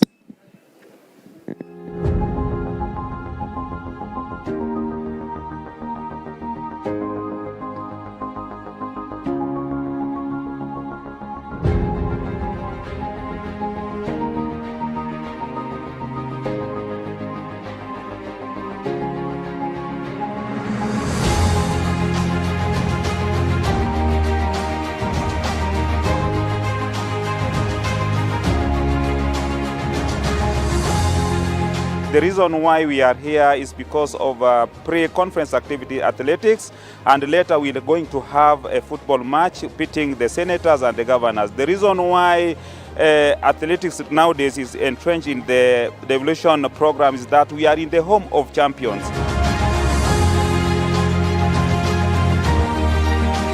This race is going to be participated also by all the governors, all the senators who are present. Tumekuja hapa kwa hii mbio, nimeleta wazee na wazee huwa wakiwakilisha Kenya na watakimbia vizuri sana. Hata kuna wazee veterans ambao wanakimbia full marathon hapa, kuna wenye wanakimbia half marathon kama mimi, na kuna wenye wanakimbia 10 kilometers na track and field events. Nataka ning'ang'ane niingie top 10. Yeah. At least top 10 tapata something yenye poa.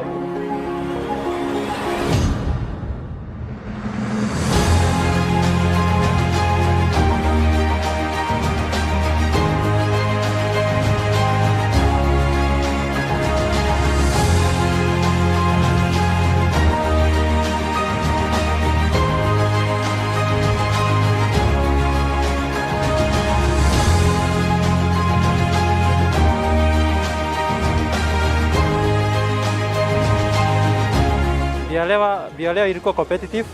Nimepumzika tu siku moja. Nashukuru kwanza kwa ma-governance kwa kutoa event ambayo tumefurahia sisi wote kama wakimbiaji. At least wametukumbuka na inakuza talanta. Imetusaidia leo kuwa exposure na ku grow young talent. Mbio za leo haikuwa rahisi. Ilikuwa uchungu, lakini nashukuru Mungu nimewin. Tulikuwa wengi so na unajua Kenya vile wanakimbia si rahisi, lakini nashukuru Mungu. Tunashukuru sana kwa County Government of Eldoret kwa kutusaidia hii mbio, na tunaomba wasidishe mbio zingine. Unajua ukisema kwamba wanakimbia kwa sababu ya devolution, lazima to give it to all. Kwa sababu devolution ni kila kitu sasa. Vitu zimekuja mashinani, pesa zimekuja mashinani, uwezo kutumia pesa iko mashinani, nataka kupambana na matatizo mashinani. So ukiambia kimbia kwa sababu ya devolution, lazima wanajitolea kabisa.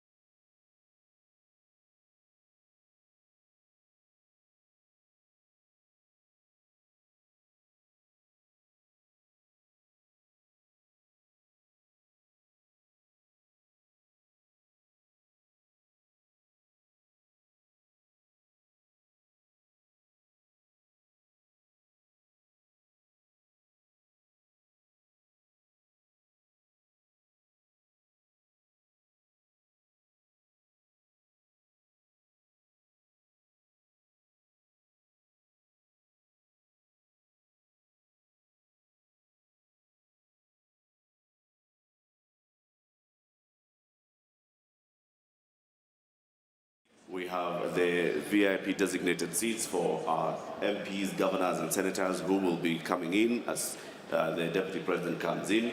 So when he comes in, we'll be organizing the stage. Now, what we'd like to do is show you what happened on Wednesday. And Wednesday was the official launch of this Devolution Conference 2023. Take a look. Welcome to day one of the Devolution Conference, with this year's theme being the present and the future. We are here at the Eldoret Arboretum, where a tree planting activity will take place and the unveil of the Wall of Fame.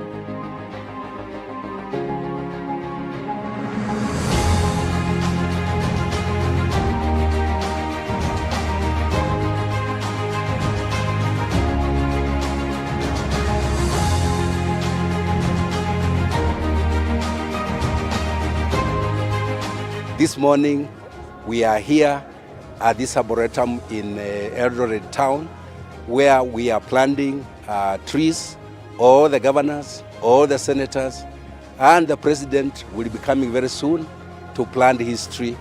This will be a landmark arboretum which will go into history, marking 10 years of devolution. And as a Council of Governors, we have committed ourselves to ensuring that we achieve the 15 billion tree planting that has been directed by the President by the year 2032. Since March to date, the 47 counties have planted a total of 7.4 million trees across the country.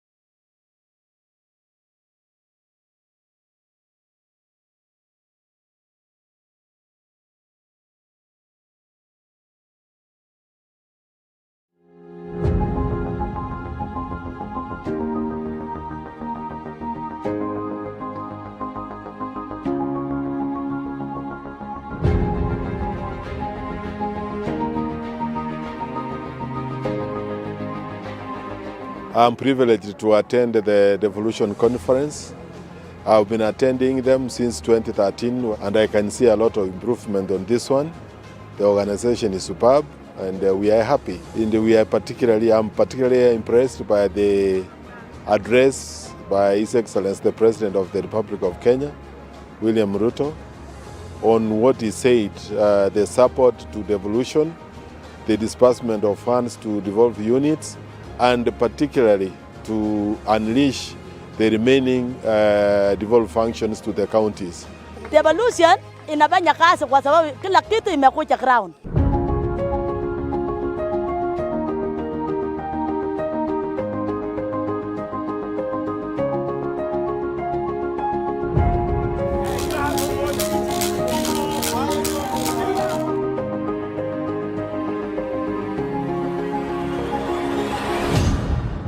We are excited about being the host of the first biannual conference with the theme being 10 years of devolution. We call upon both the national government and county governments to take the following concrete steps. On devolution and children's rights, review all laws and policy to ensure universal access to children's rights, leaving no one behind, especially teenage girls who fall pregnant while in school. Devolution has been a cornerstone of our efforts to bring governance closer to the people, empower our counties, and catalyze economic growth from the grassroots up, that is bottom up. We should spend the entire allocation on development positively, contribute towards the country's growth and service delivery. The discourse in this conference will revolve around Kenya's devolution journey since 2013, the ups and downs, the slips and the skips, the challenges and the triumphs. I want to take this early opportunity to commend the Council of Governors. You have been able to find a way around our sometimes toxic and divisive politics. You have been able to create a leadership that looks past party and political differences and moves you forward as a team. 10 years into devolution, Kenya is a much transformed landscape with an amazing opportunity for rural economic revival and transformation.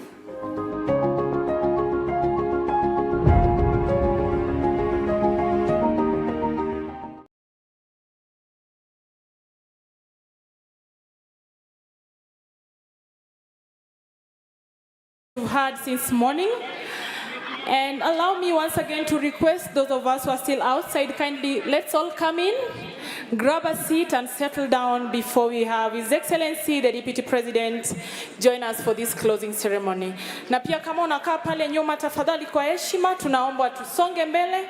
We occupy the front seats from the white ones, a little bit from the red, from the middle part, so that we settle in, tumsikie tukiwa wote. Kama tuko nje mkisikia sauti, tafadhali tukuje sehemu hii.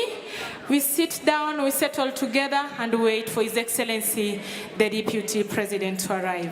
Asanteni, once again we are reminded you're going to have the national anthem, the East African anthem, you're going to have a prayer, and thereafter we are going to be led into the rest of the program by today's Master of Ceremony. Asanteni sana, tuendelee kusonga karibu so that we witness the 10th devolution ceremony, closing ceremony, which is going to be graced by the Deputy President of our beloved nation, Honorable Rigathi Gachagua. Our studios, tafadhali tuendelee. Thank you very much.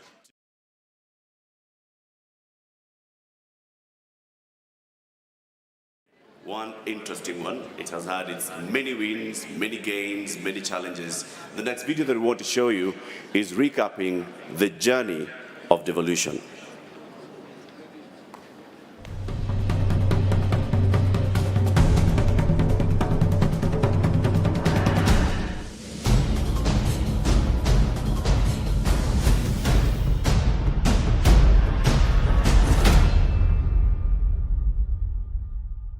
County governments have since 2013 carried the hope of better service delivery and a more equitable Kenya.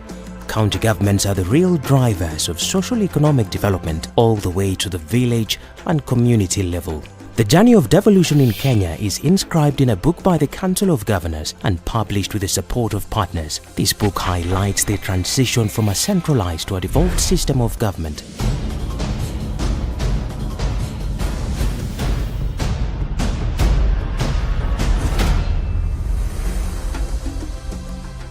Under this system, the Constitution has assigned the county government specific functions, powers, and responsibilities. The Constitution also makes provisions for the resourcing of county governments. In health, across the country, the healthcare system has witnessed tremendous improvement from the community level to mid-level facilities such as sub-county and county referral hospitals. Progressively, health services have been brought closer to the people. With the devolution, the supervision and also oversight is made very closely so that service delivery is monitored at a close range. After the inception of devolution, county governments have amplified the construction and equipping of health facilities, increasing human resources for health with a keen focus on preventive healthcare. Coming into devolution, major investments from 2013 have been done in health. One key area is health infrastructure in terms of the health facilities. Now we have community health volunteers, community health workers, and community health assistants. These are cadres that have really plugged the gap which used to miss. Before 2013, patients from all over the country traveled to Nairobi for treatment of non-communicable diseases and to seek specialized services such as dialysis and